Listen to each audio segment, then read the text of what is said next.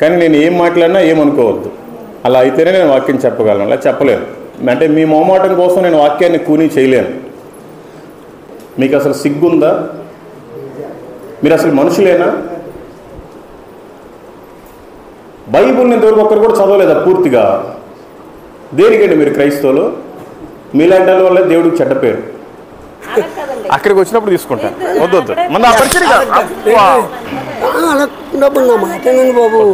మీకు రోజు ఎంత వస్తుందో తెలీదు. మీరు చాలా లేదండి, మనంతా కూడా భారభరితమైందే కానీ వద్దు. ఇట్లా కానుకలు భోజనం పెట్టారు, ఓకే, మీరు మర్యాదగా పిలిచారు, వచ్చారు, కానీ ఇట్లాంటివి వద్దండి. నిజంగానే నిజంగానే వద్దండి. ఏం కాదులే, కింద వద్దు. అంటే మీ బలం ఎంత నా బలం ఎంత కుస్తీ పడదామా? వద్దండి, నిజంగా వద్దు. పర్లేదు. ఇదిగోండి, చూస్తున్నారుగా పాస్టర్ గారు సీక్రెట్గా తీసుకొచ్చి భోజనాలు పెట్టారు. వాళ్ళందరేమో అక్కడ సాంబార్తో తింటున్నారు. మాకేమో ఇదిగో మటన్ కర్రీ అంట, ఇదేమో ఏదో చేపల పిట్ అంట, ఇదేమో ఎగ్ కర్రీ, చేపల కర్రీ, ఇంకా ఏమేంటే పెట్టారు.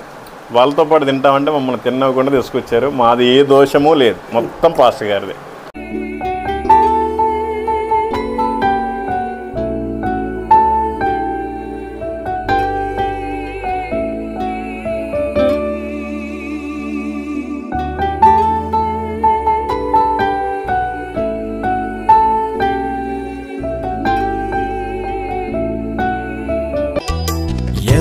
ఎవరికి ఏమవుతారు, నీ వారికి నీవు ఏమవుతావు. ఎవరికి ఏమవుతారు, నీ వారికి నీవు ఏమవుతావు. నటనరాయి బ్రతుకు ముగిసే వరకు, నటనరాయి బ్రతుకు ముగిసే వరకు, నిజమురా యేసయ్యే దేవుడు మనకు, దేవుడు మనకు. ఎవరికి ఏమవుతారు, నీ వారికి నీవు ఏమవుతావు.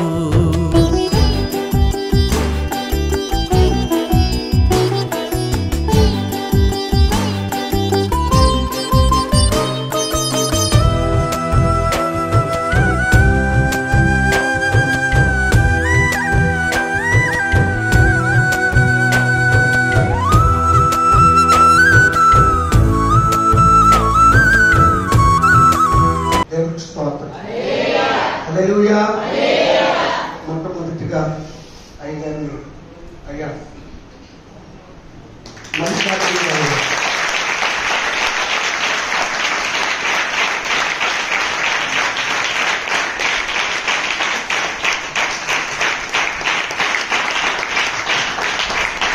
అక్షరాల ప్రాణాన్ని దేవుడు తృప్తిపరిచే దేవుడు. దేవుడికి స్తోత్రం. హల్లెలూయా. మొత్తం దేవుడి దయ వల్ల మంచి దైవజనం అనేక పట్టణాల్లో, గ్రామాల్లో, జిల్లాల్లో, రాష్ట్రాల్లో దేవుని పరిచయం చేస్తూ వారి పాదాలు మన గ్రామంలో కూడా పడ్డాయి. దేవుడి స్తోత్రం. హల్లెలూయా. సమయాన్ని దైవజనం కాపాడుతున్నాను.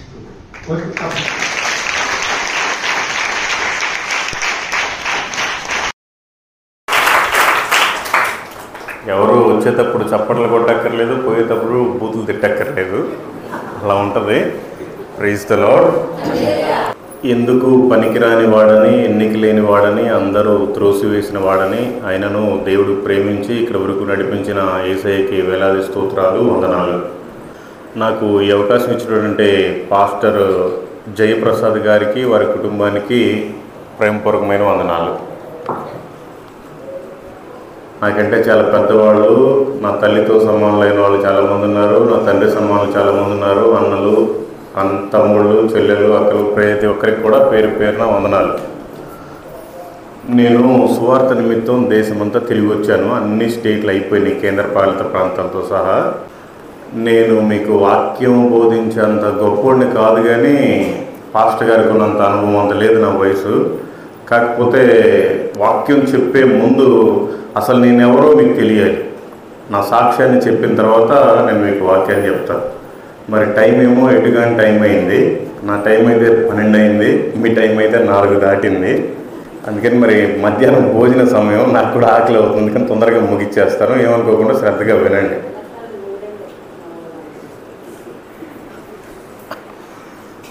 నా పేరు మల్లికార్జునరావు. నేను ఒక హైందవ కుటుంబంలో జన్మించాను. నాకు భార్య, 2 పిల్లలు, అక్క, చెల్లి, తల్లిదండ్రులు ఉన్నారు. నేను కాశీ నుంచి కన్యాకుమారి వరకు అన్ని హిందూ టెంపుల్స్ తిరిగాను. 4 సార్లు అయ్యప్ప మాల వేసుకున్నాను. 18 సార్లు తిరుపతి గుండు చేసుకున్నాను. కానీ నాకు ఎప్పుడూ శాంతి సమాధానం లేదు. యేసుక్రీస్తు అంటేనే ఏదో ఒక తక్కువ కులానికి చెందిన దేవుడు అన్నట్టుగా ఉండేవాడు. ఒకరోజు నేను చేయాల్సిన పనులన్నీ చేసిన తర్వాత చనిపోవాల్సిన రోజు వచ్చింది. ఆ రోజు వేరే అబ్బాయి చెప్పాడు, దేవుడు నమ్ముకున్నాను. ఈ ఏడ్చి కన్నీళ్ళు కూడా రావట్లేదు, అంత ఏడుపు అన్నమాట. కానీ ఎవరైతే నిజంగా దేవుళ్ళో ఉంటారో కష్టాలు వాళ్ళకే వస్తాయి. ఈ వేషధారులుగా ఉండే వాళ్ళకి అసలు కష్టాలే రావు. అసలు కష్టాలే రాకపోతే వాళ్ళు అసలు క్రైస్తవులే కాదు. దేవుడే ఈ భూమి మీదకి వచ్చి మన కోసం శ్రమ పడ్డాడు. మనం శ్రమ పట్టం ఎంతండి? నన్ను ఇంకా ఎవరు కొట్టలేదు, తిట్టలేదు, ఎవరు ఇంకా చంపేయలేదు. ఆయన కొట్టారు, తిట్టారు, ఉమ్మూసారు, ఆఖరికి చంపేశారు. అది నా ఒక నిరీక్షణ అనమాట. ఆయన మీద హోపు. ఓకే, దేవుడే దెబ్బలు తిన్నాడు, మనమెంత. మొత్తానికి నా సాక్ష్యం ఇది. మనం కొన్ని మాటలు దేవుడి పిల్లం కాబట్టి కొన్ని బైబిల్లో నుంచి మీకు వాక్యాలు చెప్పేంత గొప్పోడిని కాదు, కానీ ప్రతి ఒక్కరూ ఒక క్రైస్తవుడిగా ఉండాలి, ప్రతి ఒక్కరూ ఒక సువార్థికులుగా ఉండాలి. అది ఎలాగూ ఏంటనేది దాని గురించి మనం మాట్లాడుకుందాం. ఏమనుకోబోకంటే నేను కొంచెం ఉన్నట్టుగా మాట్లాడతాను. మీకు అందరికీ ఒకే అయితేనే మాట్లాడతాను, లేదంటే ముగిచ్చేస్తాను. మేమేమీ అనుకోము, ఉన్నట్టుగా మాట్లాడండి అనేవాళ్ళు చేతులు ఎత్తండి, నేను వాక్యాన్ని చెప్తాను. లేదు మీకు ఏమైనా ఇబ్బందిగా ఉందంటే ఆపేస్తాను. కానీ నేను ఏం మాట్లాడినా ఏమనుకోవద్దు. అలా అయితేనే నేను వాక్యం చెప్పగలను, అలా చెప్పలేను. అంటే మీ మొహమాటం కోసం నేను వాక్యాన్ని కూని చేయలేను. మనలో క్రైస్తవులు ఎంతమంది ఉన్నారో ఒకసారి చేతులు ఎత్తండి. బైబిల్ ఎంతమంది తెచ్చుకున్నా ఒకసారి చేతులు ఎత్తండి. బైబిల్ నా దగ్గర ఉంది, నేను తెచ్చుకున్నాను అన్నవాళ్ళు ఒకసారి చేతులు ఎత్తండి. నేను బైబిల్ని ఇప్పటివరకు పూర్తిగా చదివాను అన్నవాళ్ళు చేతులు ఎత్తండి. ఇప్పటి వరకు బైబిల్ నేను పూర్తిగా చదివాను అన్నవాళ్ళు చేతులు ఎత్తండి. మీకు అసలు సిగ్గుందా? మీరు అసలు మనుషులేనా? బైబిల్ని ఇంతవరకు ఒక్కరు కూడా చదవలేదా పూర్తిగా? దేనికండి మీరు క్రైస్తవులు? మీలాంటి వల్ల దేవుడికి చెడ్డ పేరు. నిజం ఇది. ఆ రోజు రోమా సైనికుడు వీడు చనిపోయాడా లేడని ఒక్కసారి బల్లెం కొట్టేశారు. ప్రతిరోజు మీ వల్ల వేస్తున్నారు. చిన్న పిల్లోడు ఒక తరగతి అయిపోయిన తర్వాత ఇంకో తరగతికి వెళ్ళాలంటే ఆ పుస్తకాలన్నీ చదవాలి. నువ్వు ఈ బైబిల్ అనేది నీ జీవితంలో ఒకసారి కూడా చదవకుండా పరలోకం ఎలా వెళ్తావు? మీరంతా క్రైస్తవులు అని చెప్పుకోవడానికి దేవుడి నామానికి సిగ్గుచేటు, అవమానకరం. మీలాంటి వల్లే దేవునికి చెడ్డ పేరు. దయచేసి మారండి. ఇది కాదు క్రిస్టియానిటీ. వాక్యం చెప్తుంది, సామెతల గ్రంథం 28వ అధ్యాయము 9వ వచనం, ధర్మశాస్త్రము వినబడకుండా చెవిని తొలగించుకుని వాని ప్రార్థన హేయము. ఇప్పటి వరకు మీరు చేసిన ప్రార్థన ఒక్కటి కూడా పరలోకానికి చేరల. ఇది సత్యం యేసునామంలో. నా జీవితంలో మరి నాకు దేవుడు మేలు చేశాడు, నాకు చాలా హెల్ప్ చేశాడు, అందుకే నేను బ్రతుకున్నాను, లేకపోతే నా పరిస్థితులు అతలాకుతలం అయిపోయినాయి, అయినా నేను ఇప్పటివరకు బ్రతుకున్నానంటే దేవుడు కృప అనుకోవడం మీ భ్రమ. రోడ్డు మీద అడక్కు తినేవాడిని కూడా దేవుడే పోషిస్తున్నాడు, ముస్లిమ్స్ని కూడా దేవుడే పోషిస్తున్నాడు. దేవుడు నమ్మని వాళ్ళు కూడా ఇంకా కోటేశ్వరులు ఉన్నారు, మంచి ఆరోగ్యంగానే ఉన్నారు. వాళ్ళందరినీ దేవుడే పోషిస్తున్నాడు. ఎన్ని పోషించేది ఏం పెద్ద విషయమేం లేదు. మీ ప్రార్థన ఇప్పటివరకు అసలు పరలోకానికే చేరలేదు. మీరు క్రైస్తవులని ఒక వేషధారణ కప్పుకొని వస్తున్నారు. వారానికి ఒకసారి వస్తారు, మంచి ముసుకేస్తారు, లేదంటే మంచి వైట్ షర్ట్ వేస్తారు, ఇక్కడికి వస్తారు, చప్పట్లు కొడతారు, చిల్లర మారుస్తారు. మళ్ళీ ఎక్కువ పెద్ద నోటు వేస్తే కష్టం కదా, పాస్టర్కి లాభం వచ్చింది, చిల్లర మార్చి కానికేస్తారు. ప్రార్థన అయిపోయిన తర్వాత వెళ్ళిపోతారు. ఇంకా వారం దాకా మీరెవరో దేవుడెవరో సంబంధమే లేదు. మనకంటే చాలా గొప్పోళ్ళు, పెద్దోళ్ళు, కోటేశ్వరులు చనిపోయారండి. మన కరోనాలో ఎంతమంది చనిపోయారు మీకు తెలిసిన వాళ్ళే. మరి ఇంకా మనల్ని ఎందుకు చంపకుండా ఆయన బ్రతికిచ్చాడు? ఆ బుద్ధి జ్ఞానం ఉంటే మనం బైబిల్ చదివి ఎలా జీవించాలో, ఎలా బ్రతకాలో తెలుసుకుంటాం. మనం అసలు బైబిల్ చదవకపోతే మనకేం చెప్తాడు దేవుడు? అసలు దేవుడు మనతోటి మాట్లాడాలంటే ఎట్లా మాట్లాడతాడు? ఆయన వచ్చి డైరెక్ట్గా అమ్మ ఏ ఆయన మాట్లాడతాడా? వాక్యం చదివితేనే కదా దేవుడు మాట్లాడేది మనకి.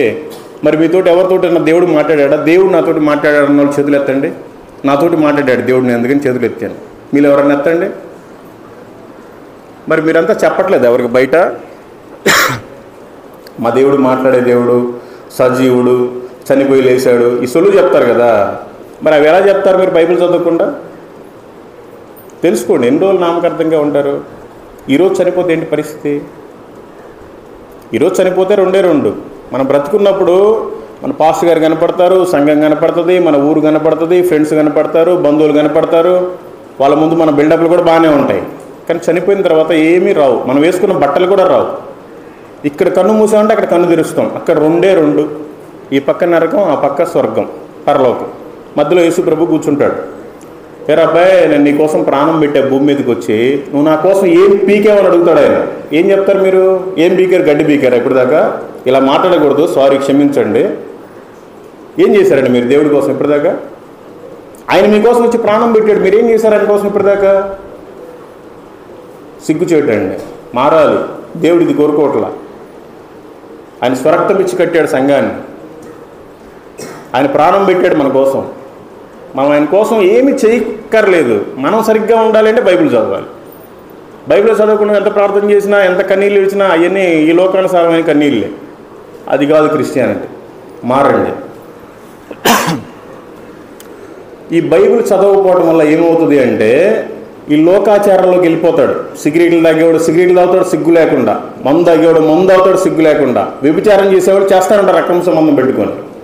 వీళ్ళ వల్లే దేవుని నామానికి చెడపేరు. పేరుకు మాత్రం మంచిగా పెద్ద ముసుకేసి, బొట్టు తీసేసి, గాజులు తీసేసి, తాలుబూట్లు తీసేసి వచ్చేస్తారు. నేనేం విమర్శించట్లా. కానీ ఏది మీలో భక్తి ఏది అంటే వేషధారణ వల్లే ఉంటాం.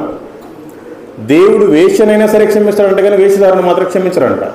మరి మీరు ఎలా ఉన్నారు? బైబిల్ చదవకుండా అసలు మీకు వాక్యం ఎలా తెలుస్తుంది? ఇక్కడ నిలబడే పాస్టర్ ఎవరైనా కూడా దేవుడితోటి ప్రేరేపింపబడే మాట్లాడతారు. ఓకే, నేను కాదనట్లేదు. ఇక్కడికి వచ్చే పాస్టరు నేను ఈరోజు వాక్యం ఏది చెప్తే బాగుంటుంది, వీళ్ళ సొంత ఆలోచనతో కూడా కొన్ని వాక్యాలు చెప్తారు. అంటే వాళ్ళ సొంత ఆలోచనతో కొంత దేవుడు ప్రేరేపణతో చెప్పే వాక్యాలతోటే మీ జీవితం సరిపోతుంది. మీరు అసలు బైబిల్ చదువుకోకుండా అంటే వారానికి ఒకసారి ఇక్కడ వినబడే వాక్యమే మీకు ఇంకా మీ జీవితంలో ఇంక మళ్ళీ వాక్యం లేదుగా. రోజు ఒక పేజీ చదివినా కూడా ఈ పాటికి కనీసం ఎన్నోసార్లు చదవచ్చు కండి. ఎందుకు చదవట్లేదు? చాలామంది క్రైస్తవులు వ్యభిచారం చేస్తున్నారు, మందు తాగుతున్నారు, ఈ లోకంలో కలిసిపోతున్నారు. వాళ్ళని చూసి ఎవరికైనా సువార్త చెప్తే అయ్యా మా దేవుడు నమ్ముకోవడం మీకు చాలా ప్రశాంతంగా ఉంటుందని చెప్తాను. నా వీడియోలు చూడండి, 3 సెకండ్లలో కూడా సువార్త చెప్పేసి వెళ్ళిపోతాను. ఒక్కసారి పత్రిక అట్లా చూసి బాప్టిజం తీసుకున్న వాళ్ళు కూడా ఉన్నారు. వీడియోలు చూడండి, మీకు తెలుస్తుంది. మరి క్రైస్తవులే వాళ్ళు ఏమంటారంటే అప్పుడు, అయ్యా మీ క్రైస్తవులే మా దగ్గరికి వచ్చి మందు తాగుతారు, మా పొలాల్లో పనిచేసి వ్యభిచారం చేస్తారు, అది ఇదని చెప్తారు వాళ్ళు. వాస్తవమే అది. మనలో వాక్యం ఎప్పుడైతే ఉండదో ఆ పరిశుద్ధాత్మ దేవుడు వెళ్ళిపోతాడు. నీ దేహమే నా ఆలయం అని చెప్పాడు దేవుడు. మన దేహంలో వాక్యం లేకపోతే ఎవరు ఉంటారు? రెండే రెండు, ఒకటి దేవుడు, ఒకటి దెయ్యం. దెయ్యం అంటే సాతాను. దేవుడే చెప్పాడు కదా వాక్యంలో. ఒక్కసారి కనుక మీరు పరిశుద్ధాత్మ దేవుని దుఃఖపరిచినట్టయితే వెళ్ళిపోతాడు. ఆ ప్లేస్లోకి ఏమొచ్చింది? సాతాను వచ్చింది. అదొక్కటే వచ్చిద్దా? 7గురిని తీసుకొని వచ్చింది. నువ్వేదో ఒక అలవాటుతో ఆగిపోతావా? ఫస్ట్ అబద్ధాలు స్టార్ట్ చేస్తావు, దాంతోపాటు బూతులు వస్తాయి, దాంతోపాటు వ్యభిచారం వస్తాయి, ఇంకేదో వస్తాయి. అవన్నీ చెప్పలేము. నేనేమి చేయట్లేదు పరిశుద్ధం అనుకున్నా కూడా ఈ సెల్ ఫోన్లో 24 గంటలు గడిపే వాళ్ళు ఉన్నారు. ఒక్కసారి ఈ సెల్ ఫోన్లో ఉన్న వాళ్ళందరికీ కూడా వాళ్ళ హిస్టరీ, పర్సనల్ హిస్టరీ కానీ కొడితే వస్తుంది. ఏదో అందరి ముందు డిలీట్ చేసుకోవడం కాదు, నిజమైన హిస్టరీ ఆయన చేస్తాడు చనిపోయిన తర్వాత. ఒక తీర్పు దినమంటూ ఉంది, ఆ రోజు లెక్క చెప్పాలి. తెలుసుకోండి. నామకార్థంగా ఎందుకుంటారు? ఈ ప్రపంచంలోనే స్టేట్ గవర్నమెంట్ కంటే, సెంట్రల్ గవర్నమెంట్ కంటే, ఐక్యరాజ్య సమితి కంటే గొప్ప జాబ్ ఏంటంటే సువార్త ప్రకటించడమే. మీ మైండ్ సెట్లు కూడా అంతే. ఈ లోకాన్ని ఎందుకు మీరు ప్రేమిస్తున్నారు? దేవుడి కంటే ఎక్కువ మీరు దేన్ని ప్రేమించినా కూడా ఆయన ఏమని పోలిస్తున్నాడంటే ద్రోహులు, మూర్ఖులు, గర్వాంధులు అంట. మీరేం తప్పు చేయక్కర్లేదు ద్రోహం కావడానికి. వాక్యం చదవకపోవడమే ద్రోహం. మీరేం ప్రిస్టేజ్గా ఫీల్ అవ్వక్కర్లేదు. వాక్యం చదవకపోవడమే మీకు గర్వం. మీరు మూర్ఖంగా ఎవరిని పడితే వాళ్ళని కర్ర రాయి తీసుకుని కొట్టక్కర్లేదు. వాక్యం చదవకపోవడమే మీరు మూర్ఖులు, మూర్ఖత్వం మీకు. వాక్యం చెప్తుంది. 2వ తిమోతికి రాసిన పత్రిక 3వ అధ్యాయం 4-5. ద్రోహులు, మూర్ఖులు, గర్వాంధులు దేవుని కంటే సుఖానుభవం ఎక్కువగా ప్రేమించువారు. దేవుడి కంటే ఎక్కువగా మనం దేన్ని ప్రేమిస్తున్నాం? దేవుడు అంటే మనకు వాక్యమే కండి. చెప్పింది కదా యోహాను సువార్త 1వ అధ్యాయం 1వ వచనంలో ఏముంది? దేవుడే కదా మనకు వాక్యం. మరి దేవుడి కంటే మనం దేనికి ఎక్కువగా ఇస్తున్నాం ప్రాధాన్యత? అందుకే అక్కడ రాసుంది, ద్రోహులు, మూర్ఖులు, గర్వాంధులు దేవుని కంటే సుఖానుభవం ఎక్కువగా ప్రేమిస్తారు. వాళ్ళకి సుఖమే కావాలి ఎప్పుడు. అది వ్యభిచారమా, సిగరెటా, మందా, తాత్కాలికమైన సినిమానా, లేకపోతే చెడ్డ వీడియోలా, లేకపోతే ఫోన్లో అక్రమంగా మాట్లాడటం ఎవరు చూడట్లేదులేని వీటిల్లోనే ఉంటారు. దానంతా కూడా ద్రోహులు, మూర్ఖులు, గర్వాంధులు దేవుని కంటే ఎక్కువగా సుఖాన్ని ప్రేమిస్తున్నారని వాక్యం చెప్తుంది. దయచేసి మారండి. పైకి భక్తి గల వారి వలె ఉండి దాని శక్తిని ఆశ్రయించు వారినై ఉన్నారు. పైకి భక్తిగానే ఉంటున్నాం. నిజంగా భక్తిగా ఉంటే మనకంటూ ఒక శక్తి ఉంటుందంట, దేవుని శక్తి. కానీ మనం పైకి భక్తులుగా ఉండటం వల్ల ఆ శక్తిని ఆశ్రయించలేకపోతున్నాం. వాక్యమే చెప్తుంది, 3వ అధ్యాయం 5వ వచనం తెలుసుకోండి. ఒక అక్క అయితే ఆల్రెడీ నిద్రపోతుంది. యేసునామంలో మరి ఇన్ని రోజులు నిద్రపోయింది కూడా సరిపోలేదు ఆమెకి. ఇప్పటికన్నా మేలుకోండి, ఇన్ని రోజులు నిద్రపోయారుగా. 1 యోహాను సువార్త 2వ అధ్యాయము 15వ వచనం, ఈ లోకమునైనను లోకములో ఉన్న వాటినైనను ప్రేమింపకుడి. ఎవడైనను లోకమును ప్రేమించిన ఎడల తండ్రి ప్రేమ వానిలో ఉండదు. మీరంతా లోకాన్నే ప్రేమిస్తున్నారు. అందుకే మీరు బైబిల్ అనే దేవుని వాక్యాన్ని మీరు చదవట్లేదు. బైబిల్ చదవట్లేదు అంటే మీరు లోకాన్నే ప్రేమిస్తున్నారు. దేవుడు ఏమని చెప్తున్నాడంటే, ఈ లోకంలో ఏమీ ప్రేమించబాకని చెప్తున్నాడు. ఎందుకంటే ఈ లోకంలో నువ్వు దేన్ని ప్రేమించినా కూడా దేవుని ప్రేమ నీలో ఉండదు. తెలుసుకోండి. మరి ఇంకెవరి ప్రేమ కావాలో మీకు దేవుని ప్రేమ కాకుండా. అవన్నీ కూడా తాత్కాలికమైన ప్రేమలే. సరే, అదంతా అయిపోయింది. ఓన్లీ మీరు మాత్రమే వచ్చారు. దేవుడు అసలు యేసుక్రీస్తు అంటే ఎవరికి దేవుడు? ఎవరికి దేవుడు అండి? అర్థం కావట్లా. అందరికీ దేవుడు కదా. మరి ఇక్కడ అందరూ ఉన్నారా? యెషయా గ్రంథము 45వ అధ్యాయము 6వ వచనం, తూర్పు దిక్కు నుండి పడమర దిక్కు వరకు నేను తప్ప ఏ దేవుడును లేడని జనులు తెలుసుకున్నట్లు నీవు నన్ను ఎరగకుండినప్పటికని నిన్ను సిద్ధపరిచితని. యెహోవాను నేనే, నేను తప్ప మరి ఏ దేవుడును లేడు. చూడండి, మనకి తూర్పున జపాన్ ఉంది, పడమరన అమెరికా ఉంది, కాలిఫోర్నియా ఏదో లాస్ట్లో వస్తుంది. ఈ తూర్పు నుంచి పడమర వరకు కూడా యేసుక్రీస్తు తప్ప వేరొక దేవుడు లేడు. అందరికీ దేవుడే. మరి ఇక్కడ నేను క్రైస్తవుని కాదు, నేను హిందువులు అన్న వాళ్ళు ఒకసారి చేతులు ఎత్తండి. నేను ఈరోజే వచ్చాను అన్న వాళ్ళు చేతులు ఎత్తండి. నేను క్రిస్టియన్ కాదు, నేను హిందువులు అన్న వాళ్ళు చేతులు ఎత్తండి. మరి ఎందుకు హిందువులు లేరు? అందరికీ దేవుడు కదా. ఓన్లీ మరి మీరే ఎందుకు వచ్చారు? వాళ్ళు కూడా రావాలి కదా. ఎందుకు రాలేదు? రాలేదు అంటే మీరు ఎవరికి చెప్పట్లేదు దేవుడి గురించి. మీరు ఎవరిని తీసుకురావట్లేదు దేవుడి సన్నిధికి. ఏదో నా భర్త, నా భార్య, నా పిల్లలు, నా పని, నా జాబు, నా ఉద్యోగం, నా సంసారం అనుకుంటున్నారు మీరు. ఈ రోజున చనిపోతే ఏంటి నీ పరిస్థితి? అందరు చుట్టాలు వస్తారు, ఏడుస్తారు, సమాధి కార్యక్రమం చేస్తారు, ఒక ఫోటో తయారు చేస్తారు, అక్కడ పెడతారు, ఒక దండేస్తారు. వచ్చిన వాళ్ళకి మళ్ళీ పప్పుచారు సాంబార్లు పెడితే అందరు దెప్పుతారని మళ్ళీ చికెన్ వండి పెడతారు, అప్పో సప్పో చేసి. అంతేనా మన జీవితం? దేనికి దేవుడిని నమ్ముకుంటున్నాం? ఏదో తాత్కాలికంగా అందరిలాగా చచ్చిపోవడానికేనా? మనకంటూ చనిపోతే ఒక ప్రత్యేకమైన స్థానం ఉండాలి అక్కడ. మరి ఎందుకు ఊరు చనిపోతే ఏం ఉపయోగం ఏముంది? నేను కూడా దేవుడిని నమ్ముకున్నానంటే ఉపయోగం ఏముంది? తెలుసుకోండి. ఈ మందిరం ఎవరికి మందిరం? ఓకే, మార్కు సువార్త 11వ అధ్యాయము 17వ వచనం, మరియు ఆయన బోధించుచు నా మందిరము సమస్తమైన అన్యజనులకు ప్రార్థనా మందిరం. అక్కడ సమస్తమైన క్రైస్తవులకు అని లేదు, సమస్తమైన అన్యజనులకు ప్రార్థనా మందిరం. ఈరోజు మనమంతా క్రైస్తవులం. పాస్టర్ గారు 100 మంది వస్తారన్నారు, కనీసం ఒక 120 మంది ఉన్నట్టున్నారు. ఈ 120 మందిలో మరి ఈరోజు ఎవరన్నా ఒక్క అన్యజనులన్నా తీసుకొచ్చారా? మరి అప్పుడు ఇది దేవుని మందిరం ఎలా అవుతుంది? ఇది క్రైస్తవుల మందిరం కాదు, ఇది సమస్త అన్యజనులకు ప్రార్థనా మందిరం. ఇది మరి అన్యజనులే లేకుండా మీరంతా దేనికి వచ్చారు? అంటే కనీసం మీకు ఆ బుద్ధి జ్ఞానం లేదా? ఒక్కరన్నా నేను వారానికి ఒక మందిరానికి తీసుకెళ్ళాలి, ఒక్కరి జీవితంలోనన్నా నేను వెలిగిన వెలుగును వాళ్ళకు కూడా అంటించాలి, నేను లోకానికి ఉప్పై ఉన్నాను, నేను లోకానికి వెలుగై ఉన్నాను, చీకట్లో ఉండే వాళ్ళకి నా వెలుగును చూపించి తీసుకురావాలన్న జ్ఞానం లేదా మీకు? ఎందుకు తీసుకురాలేకపోతున్నారు? నేనే 1,05,000 మందితో మాట్లాడాను ఇప్పటి వరకు. 1900 గ్రామాలు తిరిగాను. 63 మంది నాకు తెలిసి బాప్తిసం తీసుకున్నారు. నాకు తెలియక ఎంతమంది తీసుకున్నారో నాకు తెలియదు. మరి మీరంతా మంచి భక్తులు కదా. మీరంతా చాలా సంవత్సరాలు అయింది కదా దేవుడిని నమ్ముకొని, మరి ఏరి మీరు తీసుకొచ్చిన జనాలు ఏరి? ఇది సమస్తమైన అన్ని జనులకు ప్రార్థనా మందిరం, క్రైస్తవులకు కాదు. మనం క్రైస్తవులుగా వస్తున్నామంటే కనీసం ఒక అన్ని జనులన్నా తీసుకొని రావాలి. ఎందుకు తీసుకురావట్లేదు? మీకు దేవుడు అంటే భయం లేదు. దేవుడు అంటే భయం ఎలా వస్తుంది? వాక్యాన్ని చదివితే వస్తుంది. మీరు ఆ వాక్యమే చదవరు. తెలుసుకోండి. సరే, ఇప్పటి నుంచి నేనేదో మీకు వాక్యాలు ఏదో పెద్ద బోధలు చేయట్లేదు, కానీ సువార్త ఎలా చెప్పాలో మీరు ఎవరికైనా తెలుసా? నేను దేవుని సువార్త చెప్పగలను, క్లారిటీగా అన్న ఎవరైనా చేతులు ఎత్తండి. తెలియదు. ఒక్కరికి సువార్త ఎట్లా చెప్పాలో తెలియదు. మీరు సువార్త ఏం చెప్తారు? అందుకని సువార్త ఎలా చెప్పాలో నేను చెప్తాను. ఈరోజు నోట్ చేసుకోండి, గుర్తుపెట్టుకోండి. మీకు చదువు రాలేదనుకోండి, దేవుడు క్షమిస్తాడు. చదువు వచ్చి కూడా కనీసం వాళ్ళు కూడా చదవడానికి వచ్చి రానోళ్ళు కూడా బైబిల్ మొత్తం పూర్తి చేశారు. మనకు చదవడానికి వచ్చి కూడా చదవలేదంటే అంతకంటే మూర్ఖత్వం ఇంకోటి లేదు.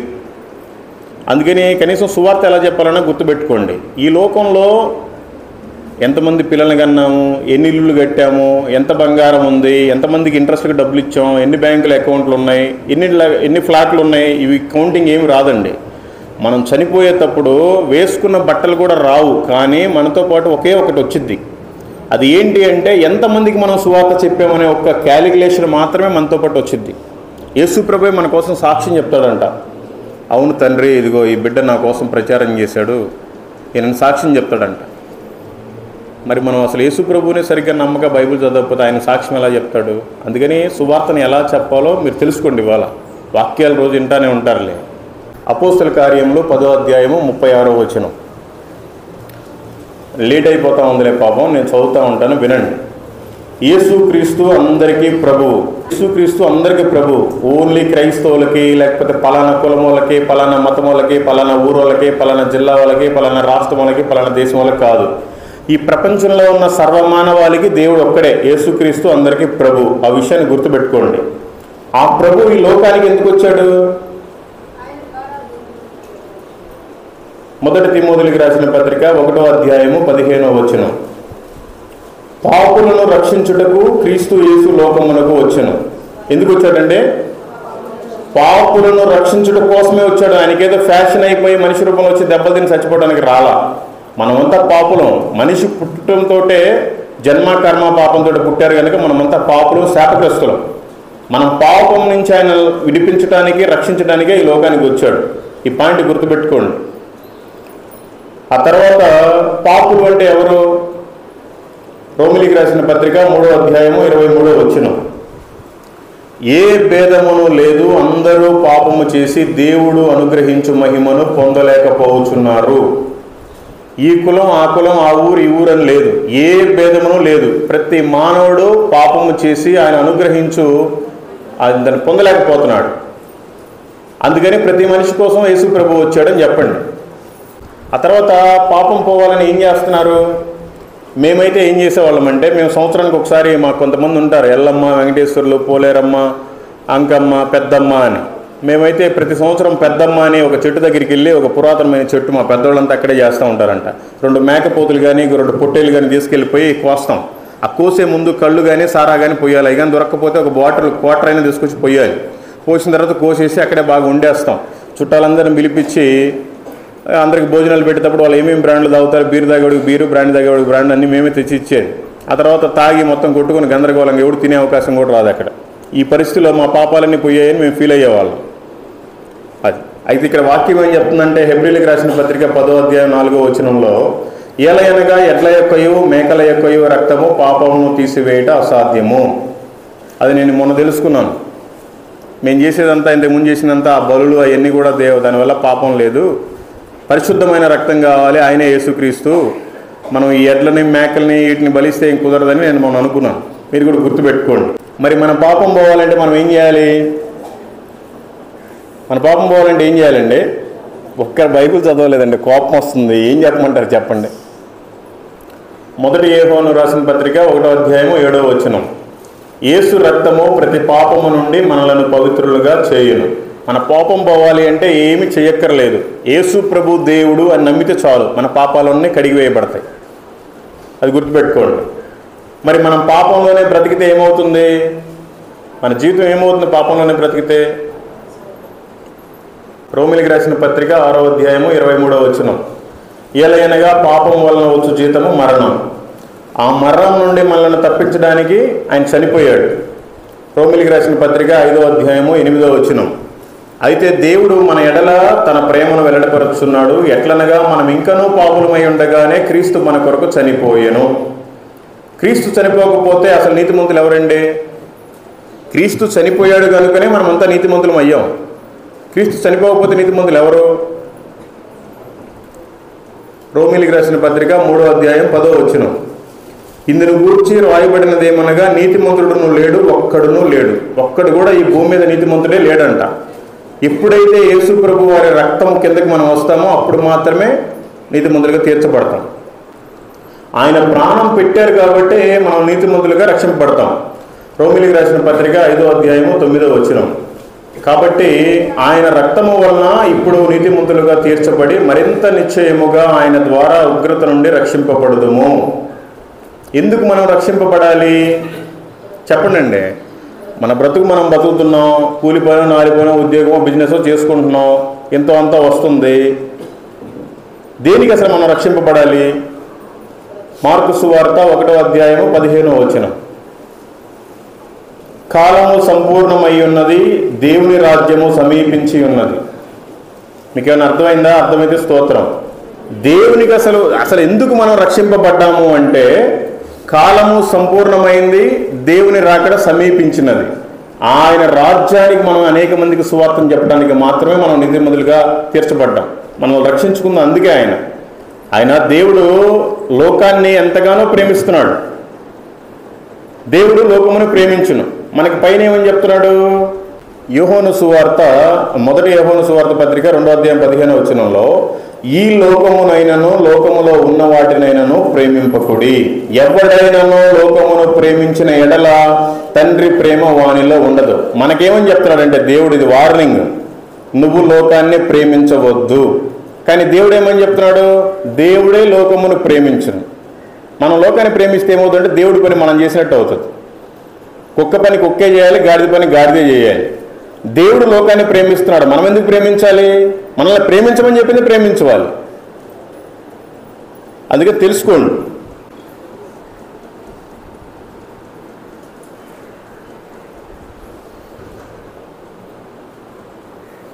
కాలము సంపూర్ణమై ఉన్నది, దేవుని రాజ్యం సమీపించినది. దేవుని రాజ్యం చేరాలి అంటే మనం ఎవరి దగ్గరికి రావాలి? ఎవరి దగ్గరికి అండి? మత్తయి సువార్త 11వ అధ్యాయము 28వ వచనం. ప్రయాసపడి భారము మోసుకొనుచున్న సమస్త జనులారా నా యొద్దకు రండి, నేను మీకు విశ్రాంతి కలుగజేతును. ఆయన చెప్పాడండి. ఏమని చెప్పాడు అంటే దేవుని రాజ్యము చేరాలి అంటే మనం యేసయ్య దగ్గరికి రావాలి. ఇది వాస్తవం కదా. ఇప్పుడు మీలో సమస్త భారములు మోసుకున్న జనులు ఎంతమంది ఉన్నారండి? ఒకసారి చెప్పండి. నాకు భారం ఉంది, నాకు చాలా కష్టాలు ఉన్నాయి అన్న చేతులు ఎత్తండి. మ్యాక్సిమం మీకు ఎవరికి లేవు. ఆ ఉండే వాళ్ళని మనం తీసుకురావాలి. ఆయన కోరుకునేది అదే. ప్రయాసపడి భారము మోసుకొనుచున్న సమస్త జనులారా నా యొద్దకు రండి, నేను మీకు విశ్రాంతి కలుగజేతును. మనం ఒకప్పుడు బాధలో ఉన్నప్పుడేగా దేవుడి దగ్గరికి వచ్చింది. మీరంతా బాధలో వచ్చారు, సంతోషంలో వచ్చారు. నేను మాత్రం చావు బతుకులతో వచ్చాను దేవుడి దగ్గరికి. కొన్ని క్షణాల్లో చనిపోయేవాడిని, కొన్ని నిమిషాల్లో చనిపోయేవాడిని. నాకు దేవుడి గురించి ఆ అబ్బాయి చెప్పాడు కనుకనే నేను ఈరోజు బ్రతికి మీ ముందు మాట్లాడగలుగుతున్నాను. అట్లాగే మీ ముందు నాలాంటి దుర్మార్గులు చాలామంది ఉంటారు. నాకేం సిగ్గు లేదండి. ఈరోజు ఏదో తెల్ల చొక్కా వేసుకొని తెల్ల మాటలు చెప్పడం కాదు. నా బ్రతుకంతా కూడా చీకటి, మొత్తం నల్ల జీవితం నాదంతా. ఆ రోజు నా అబ్బాయి కనుక సువార్త కనుక చెప్పకపోయినట్టయితే నేను ఎప్పుడో ఈ పాటికి నరకంలో కాలిపోయేవాడు, చచ్చిపోయి. అట్లాంటిది నాలాంటి దుర్మార్గులు చాలామంది ఉంటారు కదా, మీ ముందు తిరుగుతూనే ఉంటారు. వాళ్ళు మీకు కనిపించడానికి నీట్గానే కనిపిస్తారు. మరి వాళ్ళందరికీ మీరు ఎందుకు సువార్త చెప్పట్లేదు? ఎవరు సిగరెట్లు తాగుతున్నారో మీకు తెలుసు, ఎవరు మందు తాగుతున్నారో మీకు తెలుసు, ఎవరు ఇల్లీగల్ కాంటాక్ట్ వ్యభిచారంలో ఉన్నారో మీకు తెలుసు. వాళ్ళందరికీ మీరు దేవుడిని ఎందుకు పరిచయం చేయట్లేదు? తెలుసుకోండి. ఈ లోకంలో ఏం సంపాదించిన అన్నీ వదిలిపెట్టి వెళ్ళిపోవడమే. ఇక్కడ ఉన్నప్పుడే నీ భార్య, నీ భర్త, నీ పిల్లలు, నీ సంసారం అంతా కూడా. చనిపోయిన తర్వాత అసలు వాళ్ళెవరో మనకు సంబంధం లేదు. మనది ఒక సపరేట్ జీవితం. మన చుట్టాలంతా పైన ఉన్నారు, అది తెలుసుకోవాలి. మన పితరులంతా పైన మన కోసం వెయిట్ చేస్తున్నారు. మనం వెళ్ళిపోవాలి ఏదో ఒక రోజు. ఇక్కడ ఉండే వాళ్ళంతా కూడా తాత్కాలికమే. మన ప్రాణాన్ని ఎవరు పోతున్నా ఆపలేరు. యేసుక్రీస్తు నా యొద్దకే రమ్మని ఎందుకు చెప్తున్నాడు? ఈ ప్రపంచంలో చాలామంది ఉన్నారు. 33 కోట్ల మంది దేవీ దేవతలు ఉన్నారు. మరి యేసుక్రీస్తు ఒక్కడే నా ఎద్దకు రండి, నేను మీ భారాన్ని తీరుస్తానని చెప్తున్నాడు. దేనికి చెప్తున్నాడు? యోహాను సువార్త 14వ అధ్యాయము 6వ వచనం, నేనే మార్గమును సత్యమును జీవమును, నా ద్వారా తప్ప ఎవ్వడును తండ్రి యొద్దకు రాడు. ఎంతమంది దేవీ దేవతలు, ఎన్ని కోట్ల మంది బాబాలు ఉన్నా కూడా ఎవ్వరి ద్వారా కూడా తండ్రి యొద్దకు మనం చేరలేం. ఓన్లీ యేసుక్రీస్తు నామము ద్వారానే మనం చేరగలం. అందుకని అనేక మందికి ఆయన పరిచయం చెయ్యాలి. ఆయన పరిచయం చేయకపోతే మాత్రం నువ్వు అసలు బ్రతకటం కూడా వేస్టే. ఈ రోజే చనిపోతే ఏంటి నా పరిస్థితి అన్నట్టుగా బ్రతకాలి ప్రతి క్రైస్తవుడు. ఈరోజు పొద్దున్నే సువార్త స్టార్ట్ చేస్తే, మేము విలేజ్లో సువార్త చేసేటప్పుడు, ఇప్పుడు ట్రావెల్లో ఉన్నాంలేండి, ఇండియా మొత్తం పూర్తి అయిపోయింది. కలకత్తా నుంచి ఒరిస్సా మీదకి ఇట్లా వెళ్ళేటప్పుడు పాస్టర్ గారి దగ్గర అవకాశం ఉంది కదా, ఆయన ఫోన్ చేసి రమ్మన్నాడు కదా అని ఆయనకి మేమే ఫోన్ చేసి వచ్చాం. విలేజ్లో స్టార్ట్ చేసేటప్పుడు పొద్దున 6 గంటల నుంచి సాయంత్రం 6 గంటల వరకు కూడా ఎవరు కనపడితే వాళ్ళకి పంచుతాం. మినిమం 150 నుంచి 200 మంది 250 మంది వరకు పంచుతాం. ఎందుకు అంటే ఈరోజు ఒకవేళ చనిపోతే ఏంటి నా పరిస్థితి, నా ఆస్తి ఇది. అందుకని మనం సువార్తను ప్రకటించాలి. మనతో పాటు ఏమీ రాదు. రోజంతా కష్టపడి పని చేస్తే మహా అంటే 500 వస్తాయి కూలి పని చేస్తే, ఏదైనా మంచి జాబ్ అయితే 1000 వస్తాయి, మాట 2000 వస్తాయి, సరిపోయి 10,000 వస్తాయి ఒక రోజుకి. నెలకి 1,00,000 2,000 వస్తాయి, 2 లక్షలు వస్తాయి అనుకోండి. ఏం చేయడానికి? ఒక్క ఆత్మను కనుక మనం మందిరంలో కనుక తీసుకొస్తే పరలోకం అనే మన బ్యాంకులో కొన్ని వేల కోట్లు ఉంటాయంట. ఒక్కసారి మనకి మన అకౌంట్లో కొన్ని వేల కోట్లు ఉంటే మెసేజ్ వస్తే ఎంత ఆనందంగా ఉంటుంది. వాటిని నిజంగా తీసుకుని అనుభవిస్తే ఎంత ఆనందంగా ఉంటుంది. అంతకంటే ఇంకా ఎక్కువే ఉంటుంది. ఒక్క ఆత్మను తీసుకొస్తే చాలు, అదే మన కౌంటింగ్. తెలుసుకోండి. ఇవన్నీ ఎందుకు దేవుడు మనిషికి చెప్తున్నాడు? మీరంతా రండి, నేనే మిమ్మల్ని కడిగాను, ఓకే బాగు చేశాను అని ఎందుకు చెప్తున్నాడు దేవుడు? ఇందాక చదువుకుంది ఇక్కడ ఉంది, యోహాను సువార్త 3వ అధ్యాయం 16వ వచనం, దేవుడు లోకమును ఎంతో ప్రేమించును. కానీ ఆ మనిషి ఈ రోజున గుర్తుపట్టలేకపోతున్నాడు. వాళ్ళేదో అమెరికా దేవుడు, బ్రిటిష్ దేవుడు, తెల్లవాళ్ళ దేవుడు వాళ్ళేదో ప్రకటించుకుంటున్నారు, వాళ్ళేదో గోల చేస్తున్నారు. ఇంకా కులాల పేర్లు పెట్టి తిడతారు. ఆ మైకుల్లో ఏంటి ఆ గోలేంటి ఈ గోలేంటి వాళ్ళు గ్రహించట్లేదు. మనము మంచిగా ఉంటే వాళ్ళకి సువార్త చెప్పడానికి అవకాశం ఉంటుంది. మనకే సరిగ్గా సాక్ష్యం ఉండదు. మనకు మన మందిరంలో సాక్ష్యం ఏమో తర్వాత సంగతి, కానీ మన ఇంటి పక్కన వాళ్ళ దగ్గర సాక్ష్యం ఉండదు, మన ఇంట్లో వాళ్ళ దగ్గర సాక్ష్యం ఉండదు. ఇంకా నువ్వు పక్కన వాళ్ళకి వెళ్ళి ఏం చేస్తావు? క్రైస్తవులను ఒక ముసుగేసుకొని మనమే లోకాచారాల్లో ఉంటే మన మాటలు వేరే వాళ్ళు ఎవరు వింటారు? ఎవరు వినరు. ఇవన్నీ విన్న తర్వాత కూడా నువ్వు ప్రభువును నమ్మకుండా చనిపోతే ఎక్కడికి వెళ్తారనేది ప్రతి మనిషి కూడా ఆలోచించాలి. మార్కు సువార్త 16వ అధ్యాయము 16వ వచనం, నమ్మి బాప్తిజం పొందినవాడు రక్షింపబడును, నమ్మని వానికి శిక్ష విధింపబడును. శిక్ష అంటే ఏంటి? మార్కు సువార్త 9వ అధ్యాయము 48వ వచనం, నరకమున వారి పురుగు చావదు, అగ్ని ఆరదు. ఈ రోజున జస్ట్ ఏదైనా వంట చేసేటప్పుడు పొయ్యి దగ్గర కొంచెం గాలితేనే మనకి చాలా ప్రాణం పోయినట్టుగా దానికి ఏదో పేస్ట్ పోస్తాం, ఇంకేదో క్రీమ్ పోస్తాం, జెల్లు పోస్తాం, గుడ్డ కడతాం, చాలా హంగామా చేస్తాం. మాకు జస్ట్ వాతావరణం మారేసరికి ఇందాక పాస్టర్ గారు వాళ్ళ ఇంట్లో కూర్చుంటే చాలా వేడి పుట్టింది. టెంపరేచర్ మారితేనే ఇంత వేడి తట్టుకోలేకపోతే అసలు నరకంలో మనం అంతా తట్టుకుంటామా? అది ఇది కాసేపు కాదు. అగ్ని ఆరదు, పురుగు చావదు. మరి ఈ రోజున కన్ను మూసి అసలు మన ప్రయాణం ఏంటో చూడాలి కదా. మీరు ఆ విధంగా ఆ ప్రణాళికల్లో ఉంటే మంచిది. చనిపోయిన తర్వాత నరకం ఎవరు చూశారు అని మనం అనుకుంటే చాలా భ్రమ. మనందరికీ తెలుసు, బైబిల్లో 2 వ్యక్తులు ఉన్నారు. ఒకడు దరిద్రుడు, ఒకడు ధనవంతుడు. మీకు ఇంక ఎంత హిస్టరీ మీకు తెలుసు, చెప్పక్కర్లేదు. ధనవంతుడు ఆఫ్టర్ మిగిలిచ్చి కింద పడేస్తే ఆ రొట్టె ముక్కలు తినేవాడు దరిద్రుడు లాజర్. ఆ ఒళ్ళంతా కూడా కుక్కలు నాకేయ కురుపులు. అలాంటి వాళ్ళు ఇద్దరు ఒక రోజు చనిపోయారు. ధనవంతుడేమో నరకానికి వెళ్ళాడు, లాజర్ ఏమో పరలోకం వెళ్ళాడు. వాళ్ళిద్దరు స్టోరీ ఏంటో మీకు తెలుసు కదా. ఒక్క చిటికిన వేలు మీద ఎంత డ్రాప్ వస్తుందంటే నీళ్ళు ఏమన్నా చల్లారిద్ది అసలు? అయ్యా అదైనా చాలా అయ్యా పంపించాయా అంటున్నాడు, ఆ బాధ తట్టుకోలేక. సరే పోనీ అదంటే రాలేదు, కనీసం మా ఇంట్లో వాళ్ళ దగ్గరికైనా పంపించాయా, నాకు సహోదరులు ఉన్నారు వాళ్ళన్నా రక్షించుకుంటానంటే కుదరదు. ఎందుకంటే మనం భూమి మీద మనకి చాలా సమయం ఇచ్చాడు ప్రభు. ఇంకొక అన్న కూడా నిద్రపోతున్నాడు, వందనాలు అన్న నీకు. భూమి మీద మనకి చాలా సమయం ఇచ్చాడు,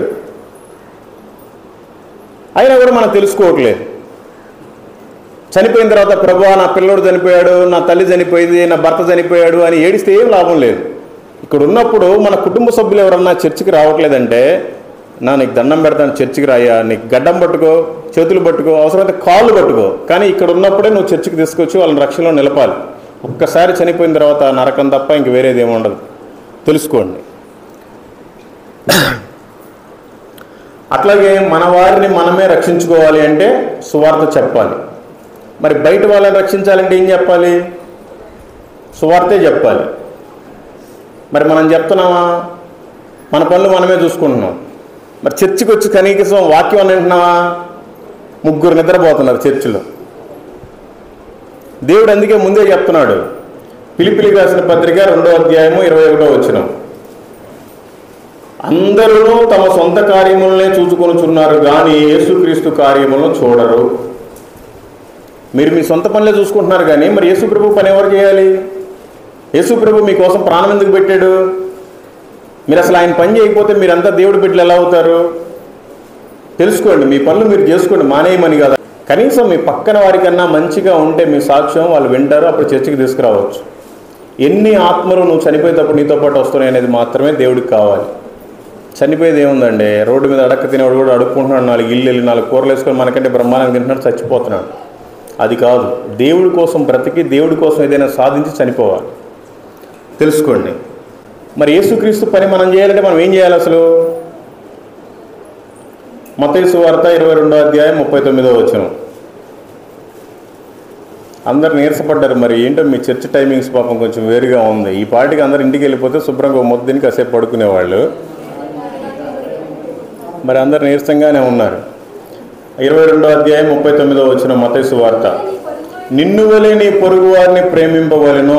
మనకి చూడండి, పాత నిబంధనలో దేవుడు మనకి జారీ చేసిన మోషే ద్వారా 10 ఆజ్ఞలు. కానీ కొత్త నిబంధనకు వచ్చేసరికల్లా 2.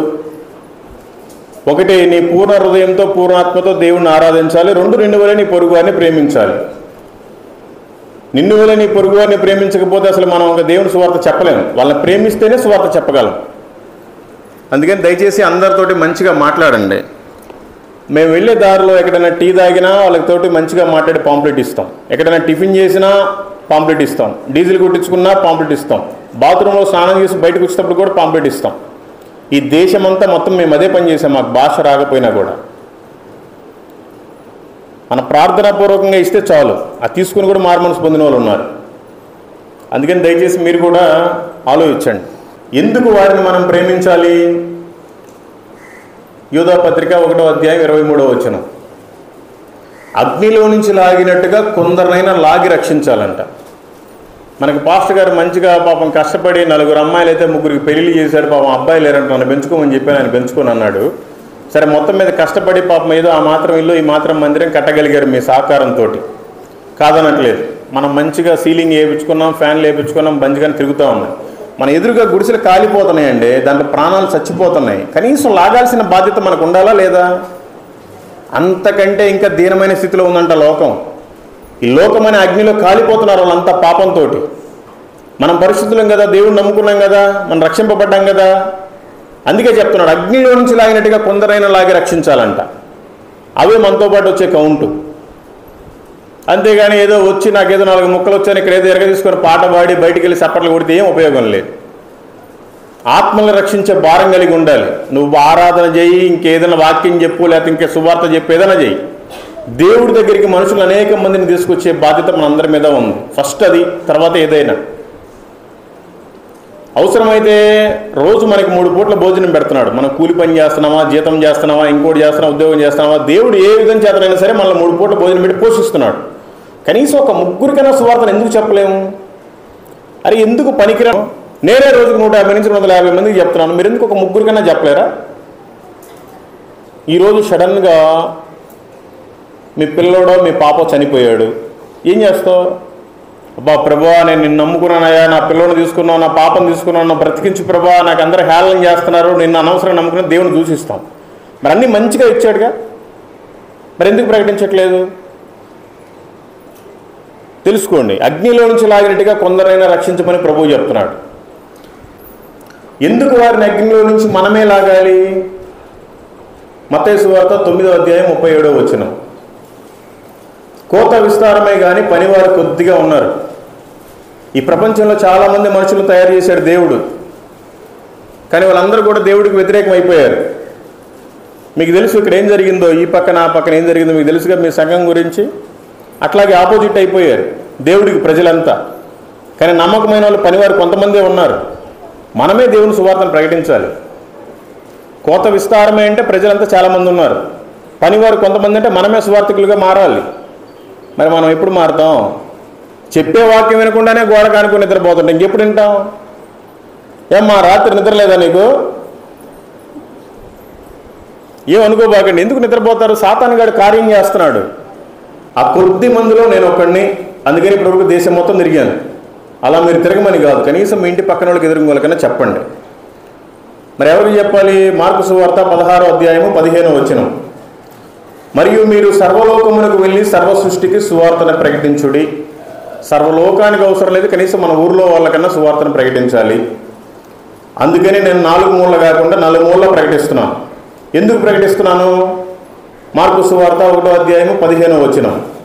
కాలము సంపూర్ణమై ఉన్నది, దేవుని రాజ్యము సమీపించి ఉన్నది, మారు మనసు పొంది సువార్త నమ్ముడని చెప్పుచూ దేవుని సువార్త ప్రకటించాలి. అందుకని ప్రకటిస్తున్నాం. దేవుని రాజ్యం ఎప్పుడు వస్తుంది? మనం ఎలా ఉండాలి? 2వ పేతురు రాసిన పత్రిక 3వ అధ్యాయము 12వ వచనం. దేవుని దినపు రాకడ కొరకు కనిపెట్టుచు దానిని ఆశతో అపేక్షించుచు మీరు పరిశుద్ధమైన ప్రవర్తనతోనూ భక్తితోనూ ఎంతో జాగ్రత్త గలవారై ఉండవలెను. చూడండి ఏమని చెప్తుందంటే వాక్యం, దేవుని దినపు రాకడ కొరకు కనిపెట్టుచు దానిని ఆశతో అపేక్షించుచు మీరు పరిశుద్ధమైన ప్రవర్తనతోనూ భక్తితోనూ ఎంతో జాగ్రత్త గలవారై ఉండవలనంట. ప్రభువా నీ రాజ్యం ఎప్పుడు వస్తుంది, నేను రెడీగా ఉన్నాను, నాలో ఏ పాపము లేదని రెడీగా ఉండాలి. మరి మనం భక్తిగా కూడా ఉండాలి. మనం భక్తిగా ఉంటే ఆయన రాకడ వస్తుందా? వస్తుందా చెప్పండి అండి. ఎందుకు రాదు? దేవుని వాక్యం చెప్తుంది కదా, పరిశుద్ధమైన ప్రవర్తనతోనూ భక్తితోనూ ఉండాలంట. భక్తిగా ఉంటే ఎందుకు రాదు? రాదు, వాస్తవమే. ఎందుకు రాదు? మత్తయి సువార్త 24వ అధ్యాయము 14వ వచనం. మరియు ఈ రాజ్య సువార్త సకల జనములకు సాక్షార్థమై లోకమందంతటా ప్రకటింపబడును, అటు తర్వాతే అంతము వచ్చును. ప్రభువే చెప్తున్నాడు, ఈ లోకమందంతటా కూడా ఆయన గురించి ప్రచురింపబడాలి, ఆ తర్వాత ఆయన రాకడ వస్తుంది. అంతేగాని మనం ఏదో నెత్తి మూసుకేసుకొని ప్రభువా నన్ను రాకడలో ఎత్తబడాలయ్యా, నాకు ఈ లోకం వద్దు, ఈ జీవితం జీవించలేకపోతున్నాను, నన్ను తీసుకెళ్ళిపోయేదని ప్రార్థన చేస్తే రాదు. వస్తుంది, ఆయన చెప్పినప్పుడు ఆయన చెప్పింది చేస్తే వస్తుంది. ఆయన సర్వలోకానికి వెళ్ళి సర్వ సృష్టికి సువార్తను ప్రకటించడని చెప్పాడు. సువార్తను ప్రకటించే ముందు అందరినీ ప్రేమించమని చెప్పాడు. కనీసం వాళ్ళు ప్రేమించకపోతే అగ్నిలో నుంచి లాగినట్టుగానైనా కొంతమందిని బలవంతంగానే లాగమని చెప్పాడు. అప్పుడు అందరికీ లోకమంతా తెలియబడితే ఆ తర్వాత ఆయన రాకడ వస్తుంది. ఆయనే చెప్తున్నాడు, కాలము సంపూర్ణమైందని చెప్తున్నాడు, దేవుని రాజ్యం సమీపించిందని చెప్తున్నాడు. కానీ మరియు ఈ రాజ్య సువార్త సకల జనములకు సాక్షార్థమై లోకమందంతటా ప్రకటింపబడును, అటు తర్వాతే అంతం వచ్చును అంటున్నాడు. తెలుసుకోండి, దేవుని సువార్త ప్రతి ఒక్కరు చెప్పాలి. అప్పుడే ప్రభువా నేను నీ రాజ్యానికి వస్తాను, నన్ను చేర్చుకున్న ప్రార్థన ఆయన వింటాడు. మరి ఈ రాజ్య సువార్త సకల జనములకు సాక్షార్థమై లోకమంతటా ప్రకటింపబడినంటే ఎవరికి తెలియాలి? ఇప్పటికే చాలామంది పాస్టర్లు ఉన్నారు, పెద్ద పెద్ద స్పీకర్లు ఉన్నారు, వాళ్ళు పోస్టర్లు వేసేస్తారు, పెద్ద పెద్ద సభలు పెట్టేస్తారు, మంచి మంచి మీటింగ్లు పెడతారు. మరి అందరూ వింటున్నారు యేసు ప్రభు దేవుడని. మరి ఆయన రాకడ ఇంకా రావట్లేదు, ఎందుకని? ఆయన క్లియర్గా చెప్పాడు ఎవరెవరికి చెప్పాలి సువార్త, ఎవరెవరికి నేను దేవుడిని తెలియాలో కూడా కింద క్లియర్గా రాశాడు. ప్రకటన గ్రంథము 7వ అధ్యాయం 9వ వచనం. అటు తర్వాత నేను చూడగా ఇదిగో ప్రతి జనములో నుండి, ప్రతి వంశములో నుండి, ప్రజల్లో నుండి, ఆయా భాషలు మాట్లాడే వారిలో నుండి వచ్చి ఎవ్వడును లెక్కింపజాలని ఒక గొప్ప సమూహము కనపడును. ఆయనకి చూడండి, ప్రతి కులంలో కావాలి అంట, ప్రతి జాతిలో కావాలి అంట, ప్రతి భాషలో కావాలి అంట, ప్రతి ప్రజలో కావాలి అంట.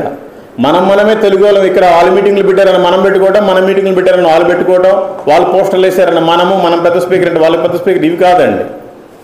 ఈ చెప్పిన వాళ్ళకే ఎంతసేపు నువ్వు పెడతావు? కడుపు నిండిన వాడికి ఆల్రెడీ కడుపు నిండింది, ఇంకా బిర్యానీ నువ్వు ఎంత పెట్టినా వేస్టే. ఆకలి అయ్యేవాడి కనీసం పచ్చడి మెతుకులన్నా పెట్టాలి. దేవుడు అదే చెప్తున్నాడు, ప్రతి జనములో నుండి ఒక్కడికన్నా యేసు ప్రభు దేవుడు అని తెలియాలి, ప్రతి వంశంలో ఒక్కడికన్నా దేవుడు యేసుక్రీస్తు అని తెలియాలి, ప్రతి జాతిలో ఒక్కడికైనా యేసుక్రీస్తు దేవుడు అని తెలియాలి. అప్పుడే ఆయన రాకడ వస్తుంది, అప్పటిదాకా రాడు. ఎందుకంటే ఈ పద్మాస దీవిలో ఆయన రాశారు కదా ఈ ప్రకటన గ్రంథం, ఆ టైంలో ఆయన చూసిన దర్శనంలో ఆ పరలోకంలో ప్రతి వంశం వాళ్ళు, ప్రతి భాషల వాళ్ళు, ప్రతి కులాల వాళ్ళు, ప్రతి జాతుల వాళ్ళు అక్కడ ఉన్నారంట. వాళ్ళకి మరి ఈ రోజున మీరు అడవుల్లోకి వెళ్ళిపోండి, చాలా జాతులు ఉన్నాయి, వాళ్ళకి అసలు దేవుడి గురించి తెలియదు. అసలు యేసుక్రీస్తు దేవుడని ఒక 52 దేశాల వాళ్ళు రిజెక్టే చేశారు. వాళ్ళకు కూడా దేవుడి గురించి తెలిసిన తర్వాత ఆయన రాకడ వస్తుంది. అప్పటిదాకా రాదు. అందుకని మన పనులు మనమే కాదు, దేవుని పని కూడా మీరు చెయ్యండి, ఆయన రాజ్యం సమీపిస్తుంది. అప్పుడు దాకా సమీపించదు. సువార్త ప్రకటిస్తే మనకేంటి లాభం? ఏంటండి లాభం? చూడండి, మత్తయి సువార్త 6వ అధ్యాయం 20వ వచనం. పరలోకమందు మీ కొరకు ధనమును సమకూర్చుకొనుడి, అచ్చట చిమ్మెట అయినను తుప్పైనను దాన్ని తినివేయదు, దొంగలు కన్నము వేసి దొంగిలరు. కానీ ఇక్కడ ఆల్రెడీ దొంగలు పడ్డారు, కన్నం వేశారు, దొంగిలిచ్చారు. ఓకే, మీరు మిగిలారు. అదంతా వేరే స్టోరీలండి పాపం. మళ్ళీ నేను వచ్చేది గెలికినట్టుగా అయిపోద్ది. ఆయన చెప్తున్నాడు, పరలోకమందు మీ కొరకు ధనమును కూర్చుకొనుడి. పరలోకంలో ధనం సంపాదించాలంటే మనం ఇక్కడ ఏం చేయాలి? ఏం చేయాలండి? సువార్త ప్రకటించాలి. మరి మీకు ఈ విషయం తెలుసు. మరి ఎంతమంది సువార్త ప్రకటించారు మీరు ఇప్పటి వరకు? ప్రకటించాలి. క్వశ్చన్ మన దగ్గరే ఉంది, ఆన్సర్ కూడా మన దగ్గరే ఉంది. పరలోకంలో మనకు ధనం ఉండాలి. ఇక్కడ ఏమున్నా కూడా అన్నీ వదిలిపెట్టేసి వెళ్ళిపోవాలి. అది మనది కాదు, మనం పోయిన రోజున. కానీ అక్కడ ధనం ఉండాలంటే మనం అక్కడికి వెళ్ళి సంపాదించుకోవటం కాదు, ఇక్కడే సంపాదించుకొని అక్కడికి వెళ్ళాలి. ఇప్పుడు మన వాళ్ళంతా పనులు చేయడానికి దుబాయ్లు, సౌదీలు, కువైట్లు అందే వెళ్తారు. దేనికి? డబ్బులు సంపాదించుకొని ఇక్కడికి వస్తారు. ఎందుకు? ఇక్కడ మంచిగా బ్రతకడానికి. సేమ్ మంద కూడా అంతే. ఇక్కడ పరలోకానికి సంబంధించిన ధనం ఉంది, దేవుడు చెప్పాడు. ఇక్కడ సంపాదించుకోవాలి. మనం బ్యాంకులు ఎంత వేస్తాం వెయ్యాలి. అనేక ఆత్మలను బ్యాంకులు వేసుకొని వెళ్ళిపోవాలి. మరి పరలోకంలో డబ్బులు ఉంటాయా? ఇక్కడంటే మనకి వేరే డబ్బులు, నేపాల్లో వేరే డబ్బులు, భూటాన్లో వేరే డబ్బులు, అమెరికాలో వేరే డబ్బులు. మరి పరలోకంలో ఎలాంటి డబ్బులు ఉంటాయి? మనం ధనాన్ని అంటే ఏ విధంగా సంపాదించుకోవాలి చెప్పనండి. ఎలాంటి డబ్బులు ఉంటాయి పరలోకంలో? యోహాను సువార్త 14వ అధ్యాయము 2, 3, 4.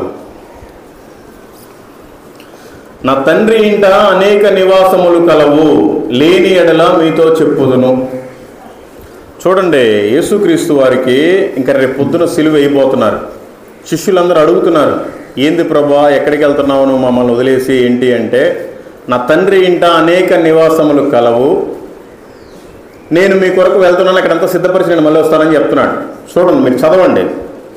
నా తండ్రి ఇంట అనేక నివాసములు కలవు, లేని ఎడల మీతో చెప్పుదును. మీకు స్థలము సిద్ధపరచ వెలుచున్నాను.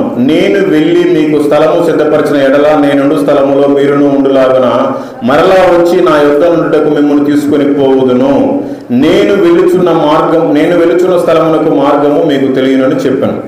ఆయన చూడండి, ఆయన సాక్షాత్తు దేవుడు, మన కోసం వచ్చి ప్రాణం పెట్టి మళ్ళీ తిరిగి లేచినంత గొప్ప దేవుడు. ఆయనే నేను నీకు అబద్ధం చెప్పట్లేదు, నిజమే చెప్తున్నాను నిరూపించుకుంటున్నాడు. అక్కడ చూడండి, నా తండ్రి ఇంట అనేక నివాసములు కలవు, లేని ఎడల నేను మీతో చెప్పుదును. అంటే నేను అబద్ధం చెప్పట్లేదు, నిజమే చెప్తున్నాను, నమ్మండి అని అర్థం ఆ మాటకి. మరి ఆయనే చెప్తున్నాడు, అక్కడ స్థలాలు ఉన్నాయంట, మనం ధనం అక్కడ సంపాదించుకోవాలి. ఇక్కడ మనకి స్థలం ఉందా, ఇల్లు ఉందా, బిల్డింగ్ ఉందా, రేకులు ఉందా, అవి కాదండి. అక్కడ మనకి స్థలం ఉందా లేదో చూసుకోవాలి. ఇది టెంపరీ లైఫ్. అక్కడ స్థలాన్ని సంపాదించుకోవాలి. కాబట్టి అన్ని కులాలు, అన్ని మతాలు, అన్ని భాషల వాళ్ళకి మనం సువార్త చెప్పకపోయినా కనీసం మన ఇంట్లో వాళ్ళకి, బంధువులకి, స్నేహితులకైనా సరే సువార్తని చెప్పాలి.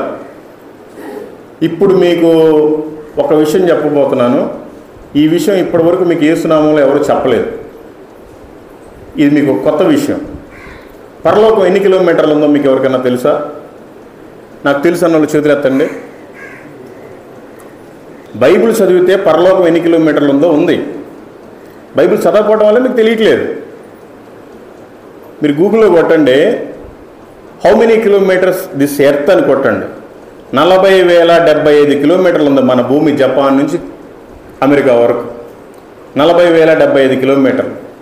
పరలోకం ఎన్ని కిలోమీటర్లు ఉంది చూడండి. ప్రకటన గ్రంథము 21వ అధ్యాయము 16వ వచనం. ఆ పట్టణము చచ్చౌకమైనది, దాని పొడవు దాని వెడల్పుతో సమానము. అతడు ఆ కొలకర్రతో పట్టణమును కొలవగా దాని కొలత 750 కోసులైనది. దాని పొడవును, ఎత్తును, వెడల్పును సమానముగా ఉన్నది. మీరందరూ ఆండ్రాయిడ్ ఫోన్లు, బాగా టచ్ ఫోన్లు వాడుతున్నారుగా. ఒక్కసారి 1 కోర్స్ హౌ మెనీ కిలోమీటర్స్ అని గూగుల్లో కొట్టండి, వస్తుంది. ఒక్క కోర్స్ అంటే 3 కిలోమీటర్ల 75 మీటర్లు ఇంటూ వేసి 750 పెట్టండి. 2306 కిలోమీటర్ల పరలోకం ఉంది. కొంతమంది 2400 కూడా చెప్తారు. మొత్తానికి 2300 కిలోమీటర్ల దగ్గర నుండి 2400 కిలోమీటర్లు మాత్రమే ఉంది. మహా అంటే ఇక్కడి నుంచి అస్సాంలో ఉండే గువాహటి దాకా ఉంది పరలోకం. మరి ఈ భూమి అక్కడి నుంచి ఇక్కడ దాకా ఉంది, 40,000 కిలోమీటర్ల పైన ఉంది. మరి వాళ్ళంతా జనాభా ఎక్కడ పడతారంటే పట్టరు. అందుకే పిలువబడిన వారు అనేకులు, ఏర్పరచబడిన వారు కొందరే. మన స్థలం అక్కడ ఉండాలి. ఆ 2400 కిలోమీటర్లో మనకి స్థలం ఉందో లేదో చూసుకోవాలి. మరి మీరంతా నాకంటే చాలా సీనియర్ క్రైస్తవులు. మరి మీకు పరలోకం ఎన్ని కిలోమీటర్ ఉందో ఇప్పటికి తెలియదు. తెలుసుకోండి. రెండోసారి యేసుక్రీస్తు రాబోతున్నాడని ఎంతమందికి తెలుసండి? యేసుక్రీస్తు రాబోతున్నాడని ఎవరికైనా తెలుసా? ఆయన భూమి మీదకి రెండోసారి రాబోతున్నాడు అన్న వాళ్ళంతా చేతులు ఎత్తండి. మీరంతా నిజంగా అసలు భ్రమలో బ్రతుకుతున్నారు. సీరియస్గా మీరు భ్రమలో బ్రతుకుతున్నారండి. యేసుక్రీస్తు వారు భూమి మీదకి రారు. ఒకసారి వచ్చాడు భూమి మీదకి, మన కోసం తన్నులు తిన్నాడు, దెబ్బలు తిన్నాడు, ఉమ్మించుకున్నాడు, చచ్చిపోయాడు. రెండోసారి మధ్యాకాశంలోకి వస్తాడు. ఆయన ఓన్లీ చేతులు చాపుతాడు. ఒక బూర శబ్దం వినపడుతుంది. ఆ శబ్దం వినపడంగానే మనకి రెక్కలు వస్తాయి. ఆ టైంలో, ఆ పరిస్థితుల్లో, ఆ ప్రార్థనలో ప్రత్యక్షమై వెళ్ళిపోవాలి మనం అంతా కూడా. ఆయన ఇక్కడికి రాడు, మనం అక్కడికి వెళ్ళాలి. రెండో రాకల్లో జరిగేది అది. తెలుసుకోండి. ఎందుకు క్రైస్తవుల్లో ఉన్నారు? మీరు ఎందుకు దేవుని నమ్ముకున్నారు? నమ్మకంగా ఉండడానికి కాదా? ఆయన దొంగ వలె వస్తానని చెప్పాడు. ఎవరికి తెలియదు ఏ సమయంలో వస్తాడో. కానీ రావడానికి కొన్ని సూచనలు కూడా చెప్పాడు. ఈ లోకమందంతటా సువార్త ప్రకటించాలి, ఆ తర్వాత ఆయన రాకడ వస్తుంది. ప్రతి కులంలో, ప్రతి మతంలో, ప్రతి జాతిలో, ప్రతి భాషలో మాట్లాడే వాళ్ళు ఒక్కొక్కరైనా దేవుడి గురించి తెలుసుకోవాలి. అప్పుడే ఆయన రాకడ వస్తుంది. ఆయన రాకడ కూడా ఎక్కడికి వస్తుంది? భూమి మీదకి రాదు, మధ్యాకాశంలోకి వస్తుంది. ఒక సౌండ్ మనకు వినపడాలి. దాన్ని బూర సౌండ్ అంటారు. ఆ బూర సౌండ్ కానీ వినపడకపోతే మనం పైకి వెళ్ళలేము. ఆ బూర సౌండ్ వినపడాలంటే మనం భక్తిగా ఉండాలి, మన సాక్ష్యాన్ని కాపాడుకోవాలి. తెలుసుకోండి. ఈ లోకం ఎట్లా ఉంటుందంటే, ఆయన చెప్పాడు రెండో రాకడ అయిపోయిన తర్వాత 7 సంవత్సరాల శ్రమలు ఉంటాయి. ఈ సంగతి మీకు తెలుసుగా. 7 సంవత్సరాల శ్రమలు ఉంటాయన్న సంగతి తెలుసు కదా. దాంట్లో 3.5 సంవత్సరాలు శ్రమలు, 3.5 సంవత్సరాలు మహాశ్రమలు. అవునా కాదా? అక్కడ ఏం జరుగుతుందో తెలుసా? ఆ 7 సంవత్సరాల భూమి మీద ఏం జరుగుతుందో తెలుసా? ఆయన చెప్పాడు, భార్యాభర్తలు ఇద్దరు పడుకుంటే ఒకరు వెళ్ళిపోతారు, ఇంకొకైనా నిద్రపోతున్నాడు. దేవుడికి స్తోత్రం. 2 అన్నదమ్ముళ్ళు ఉంటే తమ్ముడు వెళ్ళిపోతాడు, అన్న మిగిలిపోతాడు. 2 అక్క చెల్లెలు ఉంటే అక్క మిగిలిపోతే చెల్లి వెళ్ళిపోద్ది. ఇలా ఏ ఇంట్లోనైనా సరే ఒకరుంటే ఒకరు వెళ్ళిపోతారు. మరి అలాంటప్పుడు మన కుటుంబాన్ని మొత్తం కాచి కాపాడుకోవాలి కదా, మనమే దేవుళ్ళు నడిపించుకోవాలి కదా. ఆ 7 సంవత్సరాలు ఈ పోయిన వాళ్ళకేమో పైన మంచి విందు జరుగుతుంది, మంచి భోజనాలు. మనమంతా మంచి గొప్ప వాళ్ళ పెళ్ళిళ్ళకి పోతే ఏమేమి పెడతారు? అంతకంటే ఇంకా బ్రహ్మాండం కాదు, వేరే విందులేండి. దాని గురించి చెప్పడానికి పెద్ద సబ్జెక్ట్. కానీ ఇక్కడ మిగిలిపోయిన వాళ్ళకి చాలా శ్రమలు. ఎలాంటి శ్రమలు అంటే, మనకు ఓటర్ ఐడి కార్డు ఉంటుంది, ఓటు వేయడానికి కుదరదు. మనకు రేషన్ కార్డు ఉంటుంది, రేషన్ తీసుకోలేము. మన తమ్ము బాగానే పనిచేస్తే మనకు పెన్షన్ ఇవ్వరు. మన డబ్బులు బ్యాంకులో ఉంటాయి, ఏటీఎం పనిచేయదు. ఎందుకు తెలీదో, ఎందుకు పనిచేయదో మీకు తెలుసా? ఆ విషయం తెలుసా? తెలీదండి. ఇప్పటికే మనకు అప్పుడప్పుడు న్యూస్లో చూస్తూ ఉంటాం, ఎవరెవరో రాంగ్ కాల్స్ చేస్తూ ఉంటారు. మీకు ఒక ఓటీపీ వచ్చింది, పంపించండి, మీకు డబ్బులు వస్తాయి, అది వస్తాయి, ఇది వస్తాయి, మేము బ్యాంక్ నుంచి అదని ఫ్రాడ్ చేస్తూ ఉంటారు. ఇవన్నీ జరగకుండా గవర్నమెంట్ ఒక చిప్ తీసుకురాబోతుంది. ఆ చిప్ పేరే బైబిల్ భాషలో 666. అది ఇక్కడ కానీ వేస్తారు. అది వేయించుకోకపోతేనేమో మనకు ఓటు వేయటానికి లేదు, పెన్షన్ రాదు, మన బ్యాంకులో డబ్బులు మనం కూడా తీసుకోవడానికి అవ్వదు. ఇప్పుడు ఎలా అయితే అందరికీ కొన్న తర్వాత ఫోన్పే స్కాన్ చేస్తున్నామో, ఆ రోజున స్కామ్ పనిచేయదు. మన చెయ్యి కానీ మన తల కానీ అక్కడ పెడితే మనదే స్కాన్ చేసుకుంటారు. అలాంటి పరిస్థితులు రాబోతున్నాయి.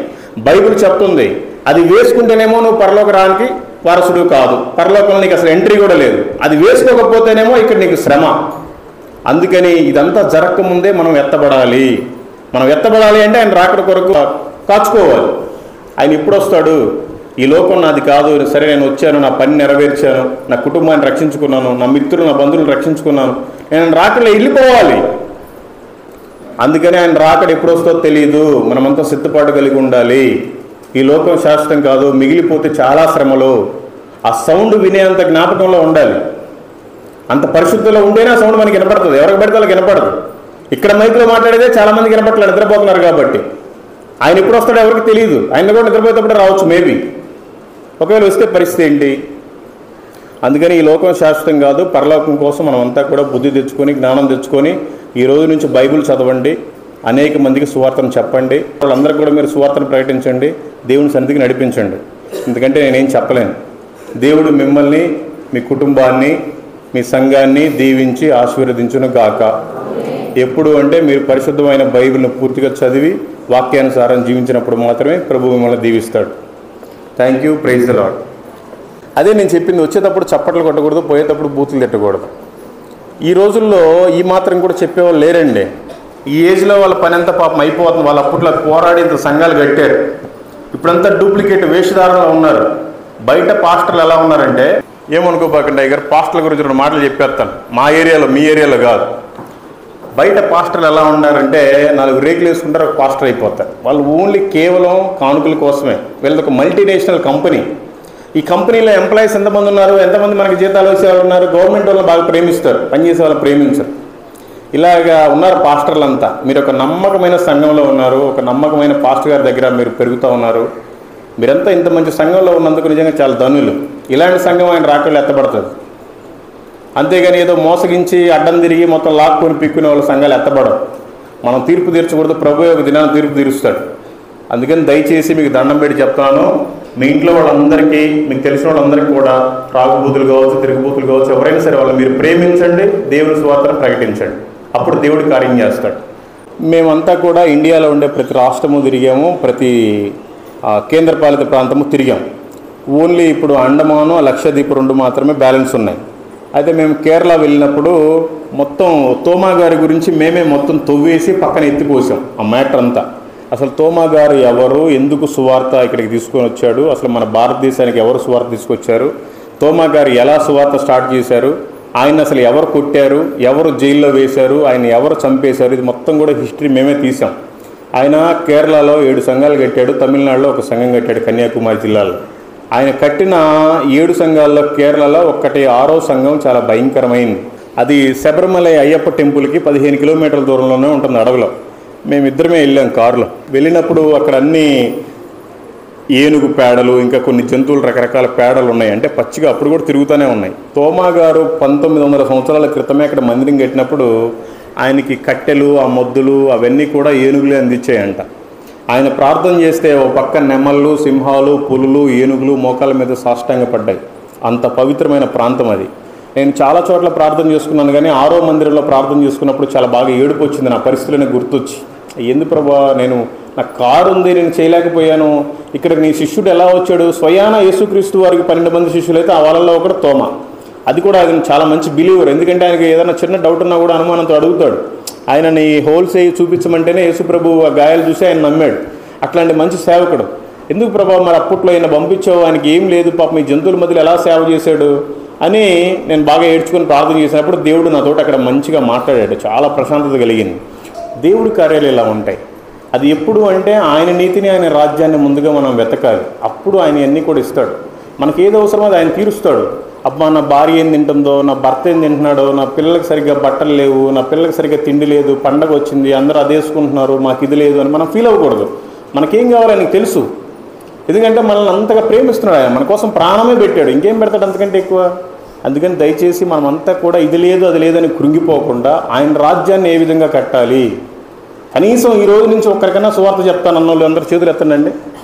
ఈ రోజు నుంచి నేను 3 పూట్ల భోజనం చేస్తున్నాను, ఒక్కరికన్నా సువార్త చెప్తాను, లేదంటే నేను ఆ రోజు భోజనం చేయననే వాళ్ళు చేతులు ఎత్తండి. ఎత్తరు, ఊరికి అయ్యేది అంటారు అంతే. మీరంతా అల్ప విశ్వాసులండి. మీలాంటి వాళ్ళు దేవుడికి సిలువేసింది. ఇప్పటికన్నా మారండి. ఇంకా ఎన్ని రోజులు ఈ నామకార్థంగా ఈ జీవితం జీవిస్తారు?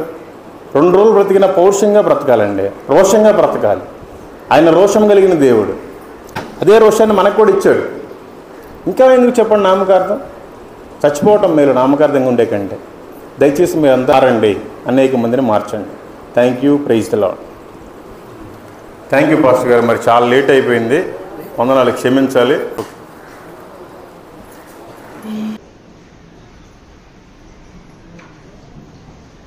ప్రార్థన చేస్తున్నాం. అందరూ కూడా తలలు వంచండి. సకల ఆశీర్వాదముల కారణభూతుడైన దేవా, నీ ఘనమైన నామం లెక్కలేని కృతజ్ఞతాస్తుతులు, స్తోత్రములు ప్రభువా. ఈ పునరుద్ధానమైన నా తండ్రి నీకు స్తోత్రములు ప్రభువా. మేమందరం నీ పాదసన్నిధిలో చేరి కూడుకుని ఉన్నాం. ఈ దినము ఈ రీతిగా నీ చిత్తంలో జరగాలని ఉండగా తండ్రి నీకు స్తోత్రములు ప్రభువా. మేమైతే ఉపవాస కూడికలకు పిల్లవారిని ఎంతో ఆశపడ్డాం. నాయనా నీకు స్తోత్రములు ప్రభువా. మల్లికార్జునరావు గారి సాక్ష్యం, ఆ సువార్త ఉపవాస కోరికలో చెప్పించాలి అని అనుకున్నాం, కానీ మీ చిత్తం ఈ రీతిగా ఉన్న దేవానికి స్తోత్రములు ప్రభువా.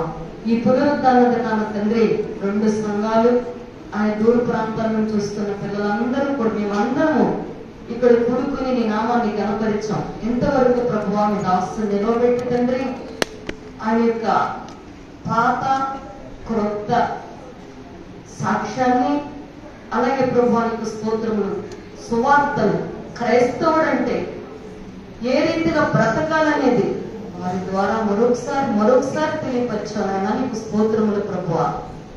ఆయన నిరాకర బహు సమీపముగా ఉన్నది. అందరూ వారి సొంత కార్యాలు చూసుకుంటున్నారు. నీ సేవ లేదా నీ సువార్త, నీ పని ఎవ్వరూ పట్టించుకోవటం లేదు. మరొకసారి వారిని తీసుకొచ్చి ఈ గ్రామానికి ఆయన నీకు స్తోత్రములు ప్రభువా. వారి ద్వారా సంఘ పిల్లలను ప్రేరేపించాను ఆయన నీకు స్తోత్రములు. ఇక మీదట బిడ్డలందరూ కూడా వారి పనులు చేసుకున్నా, వ్యాపారాలు చేసుకున్నా, ఉద్యోగాలు చేసుకున్నా, వ్యవసాయాలు చేసుకుంటున్నా నీ సువార్తను ప్రభువా ప్రకటించే భాగ్యమును దయచేయండి తండ్రి. నీకు స్తోత్రములు ప్రభువా. విన్న మాటలు వ్యర్థముగా విడిచిపెట్టడం కాదు, కానీ అవి మీరందరిలో కూడా ఫలించినట్లు నీ పరిశుద్ధాత్మని నీరు కట్టి ఫలింప చేయండి ప్రభువా. నీకు స్తోత్రాలు.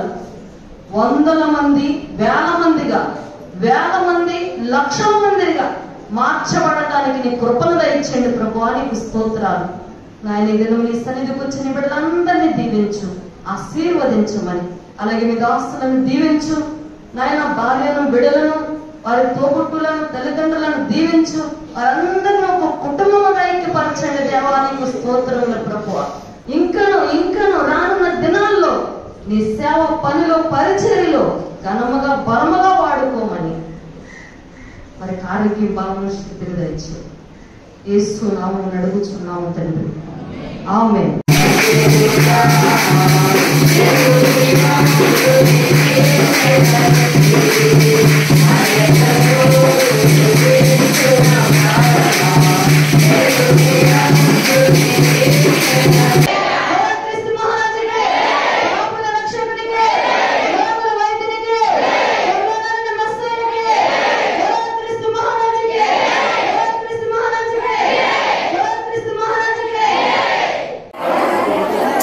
అందరూ ఎక్కడ తింటారు? మేము కూడా అక్కడే తింటాం. ఇక్కడే తింటాం, వీళ్ళతో పాటు తింటాం. అలాగైతే మళ్ళీ మైక్ ఇవ్వాలి. ప్రార్థన పాస్టర్ గారు చేయాలి. సువార్తికుడు ప్రార్థన చేయకూడదు. టైం అని కాదులే కానీ పాస్టర్ గారు చేస్తారు. సర్లే, నువ్వు అడిగినందుకు చేస్తున్నాను. ప్రేమ కలిగిన తండ్రి, కృపగల మా యేసయ్య, మీకు స్తోత్రాలు ప్రభా, మీకు వందనాలు ప్రభా. ఈ బిడ్డను దీవించండి, ఆశీర్వదించిన ప్రభా. దేని నిమిత్తమైతే నాయన ప్రార్థన అవసరత అడిగిందో ప్రభా, మీరు దాన్ని స్వస్థపరచండి, స్థిరపరచమని, మీరు ఆఖరి కొరకు సాక్షి నిలపమని యేసయ్య నామమున అడిగి వేడుకొంచున్నాము తండ్రి, ఆమేన్. వందనాలు. వావ్, బంతులు ఇక్కడ, మేము కూడా ఇక్కడే కూర్చుంటాం. మరి ఇక్కడ కూర్చున్నాం పాస్టర్ గారు. అరే నో ప్రాబ్లం అయ్యా. ఏంటి మా ఇల్లు ఇంకా కొట్టుకోవాలి, అన్ని పనులు అవ్వాలా, మీరు అక్కడ చెప్తే వెళ్ళిపోయే వాళ్ళకి ఎందుకు అవ్వటం? పర్లేదు, ఇక్కడ కూర్చుంటాం పాస్టర్ గారు. బా, వీళ్ళతో పాటు మేము కూడా తింటాం కదా. సర్లే కానివ్వండి, అందరం ఒకసారి చేద్దాం. మీ పనులు కానివ్వండి, పర్లేదు, మీది కానివ్వండి. అందరితో మాట్లాడిన తర్వాత వెళ్ళి చేద్దాం ఇద్దరం. వాళ్ళు ఎవరో వచ్చారు కదా పాపం, మాట్లాడండి. పర్లేదు, వెయిట్ చేస్తామండి. పర్లేదు, వెయిట్ చేస్తాం. వీళ్ళతో పాటు అయితే బాగుండేది కదా. కృపగల మా యేసయ్య, మీకు స్తోత్రాలు ప్రభా, మీకు వందనాలు ప్రభా. ఇది ఈ సమయంలోనైనా ప్రభా, నాయన జయప్రసాద్ గారి ఇంటి దగ్గర ప్రభా భోజనం చేస్తుండగా ప్రభా, ఈ ఇంటిని మీరు దీవించండి, ఆశీర్వదించండి. సంఘాన్ని ప్రభా మీరు దీవించండి, బహుగా మీరు విస్తరింపజేయండి ప్రభా. ఈ ఆహారాన్ని తినచుండగా నాయన లేని వారికి మీరు దయచేయండి. తినచుండగా మంచి శక్తిని, బలాన్ని, ఆరోగ్యాన్ని, ఆత్మీయతను దయచేయమని యేసు నామమున అడిగి వేడుకొంచున్నాము తండ్రి, ఆమేన్. వందనాలు. Praise the lord. మీ అందరికీ దేవునిపేట వందనాలు. ఇదిగోండి చూస్తున్నారుగా, పాస్టర్ గారు సీక్రెట్గా తీసుకొచ్చి భోజనాలు పెట్టారు. వాళ్ళందరూ ఏమో అక్కడ సాంబార్తో తింటున్నారు. మాకేమో ఇదిగో మటన్ కర్రీ అంట, ఇదేమో ఏదో చేపల పిట్ అంట, ఇదేమో ఎగ్ కర్రీ, చేపల కర్రీ, ఇంకా ఏమేంటే పెట్టారు. వాళ్ళతో పాటు తింటామంటే మమ్మల్ని తినకుండా తీసుకొచ్చారు. మాది ఏ దోషమూ లేదు, మొత్తం పాస్టర్ గారిదే. Okay, thank you. Praise the Lord. చూడండి, పాస్టర్ గారు వాళ్ళు భోజనం పెట్టారు. ఇదేమో గోంగూర మటను, ఇదేమో నార్మల్ మటన్ కర్రీ, మేక మాంసం. ఇదేమో నాటుకోడి పులుసు. ఇదేమో చేపల పిట్టు. ఇదేమో చేపల కర్రీ. ఇదేమో చుక్కుడుకాయ కర్రీ. మళ్ళీ తోడుపెట్టిన పెరుగు. మళ్ళీ దాంట్లోకి చక్కెరకేళి అరటిపండు. దాంట్లోకి మళ్ళీ గోదావరి స్వీటు. మామూలుగా లేదండి, అసలు భోజనం మాత్రం అదిరిపోయింది. ఇవన్నీ కూడా తిన్నాం కానీ వాళ్ళకి ఏ పార్టీ రుణం మేము తీర్చలేము, ప్రార్థన చేయటమే.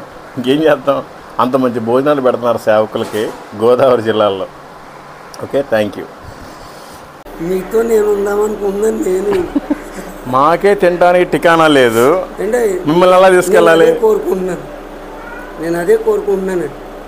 ఎందుకంటే తిండి నాకు తినాలని, నిద్ర అవ్వాలని. మాది కారులో చాలా సెటప్ ఉంటుంది, చూసారా? మేము కారులోనే కుక్కర్ పెట్టుకొని వండుకుంటాం.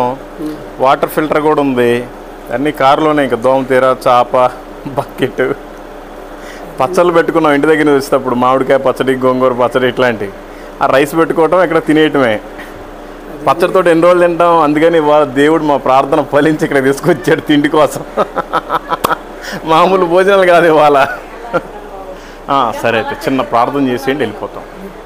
సరేలే కానీ మీరు పాస్టర్స్, మీరు సేవ చేస్తున్నారు, నేను జస్ట్ ఏంటి ఇవాంజలిస్ట్, సేవ చేసుకుంటే అలాగ వెళ్ళిపోతాను. ఈరోజు మీ సంఘానికి వచ్చినప్పుడు ఏమన్నా ప్రయోజనకరంగా ఉందా? అదేంటండి బాబు,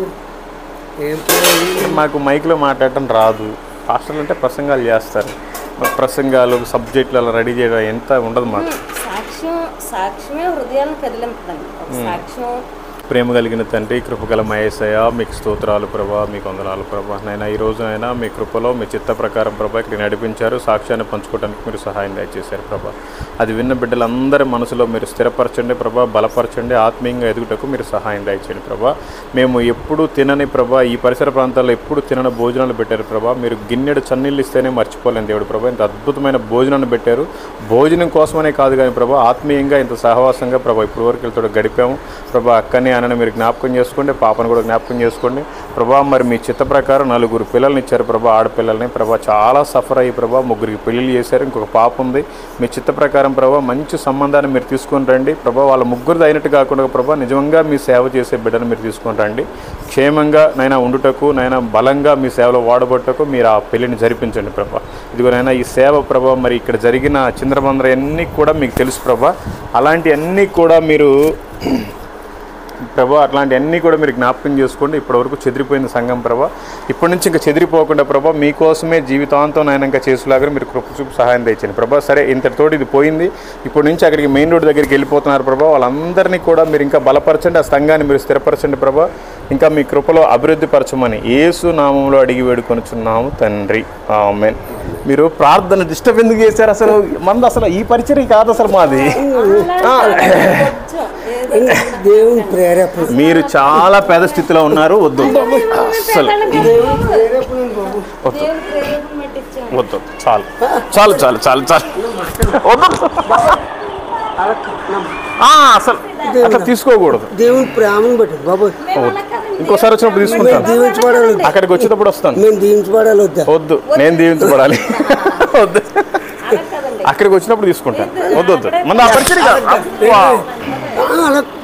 మాటనండి బాబు. మీకు రోజు ఎంత వస్తుందో తెలీదు, మీరు చాలా నా మాట లేదండి. మనంతా కూడా భారభరితమైందే కానీ వద్దు. ఇట్లా కానుకలు భోజనం పెట్టారు, ఓకే, మీరు మర్యాదగా పిలిచారు, వచ్చారు, కానీ ఇట్లాంటివి వద్దు. ఇంతే 1 లక్ష ఇవ్వండి, ఇవ్వద్దు. 5 లక్షలండి. వద్దు వద్దండి, నిజంగానే వద్దు, నిజంగానే వద్దు, వద్దండి. ఏం కాదులే, కింద పడిన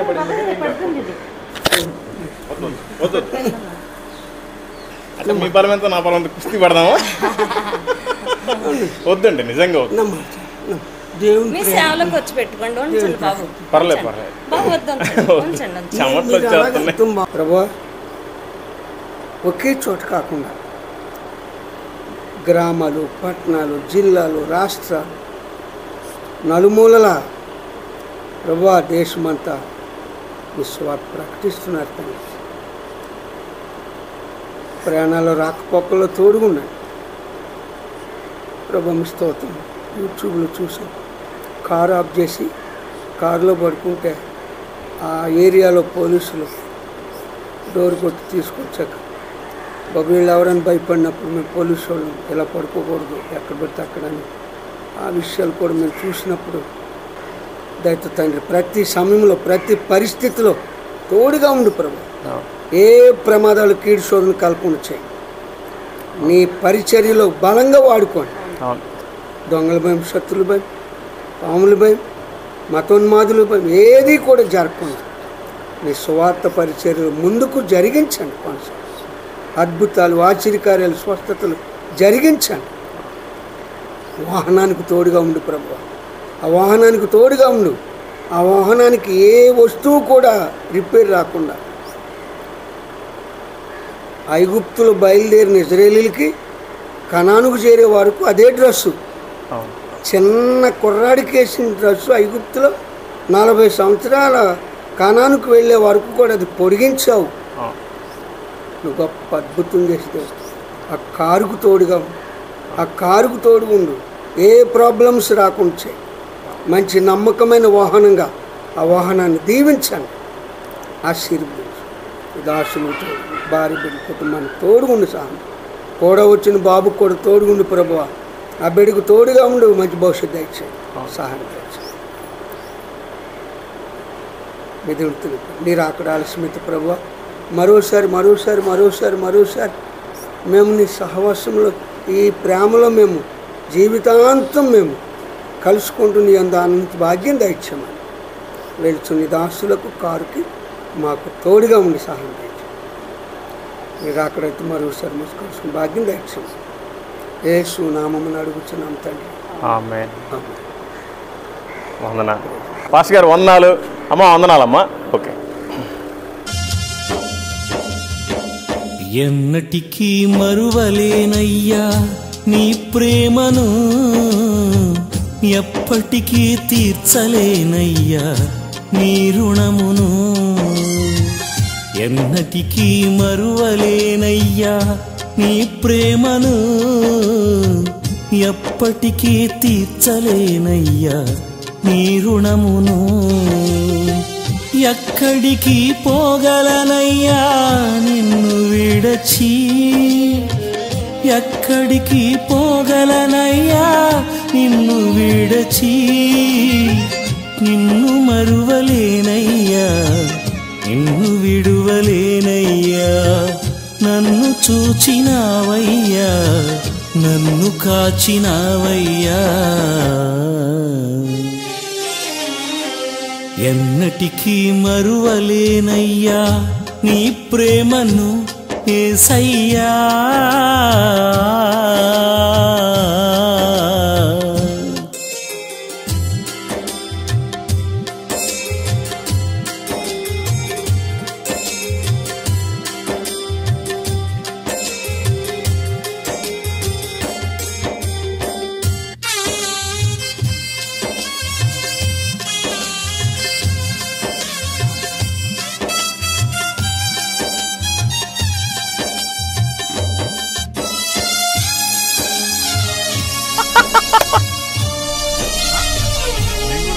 చాలా నేర్చుకున్నాం జీవితంలో. అంటే ఇలాంటి పరిస్థితులు వస్తాయనే సంగతి మాకు అర్థమైంది. ఏదేమైనా దేవుడు నా ఒంటరి బ్రతుకులో ఏకాకిలా తిరుగుచు అలసి సలసిపోయి సొమ్మసిల్లియుంటిని.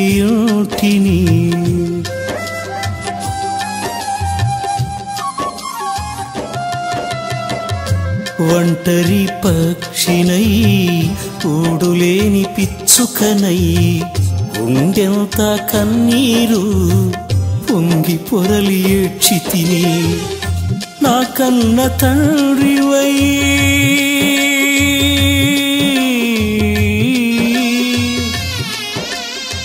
యేసయ్యా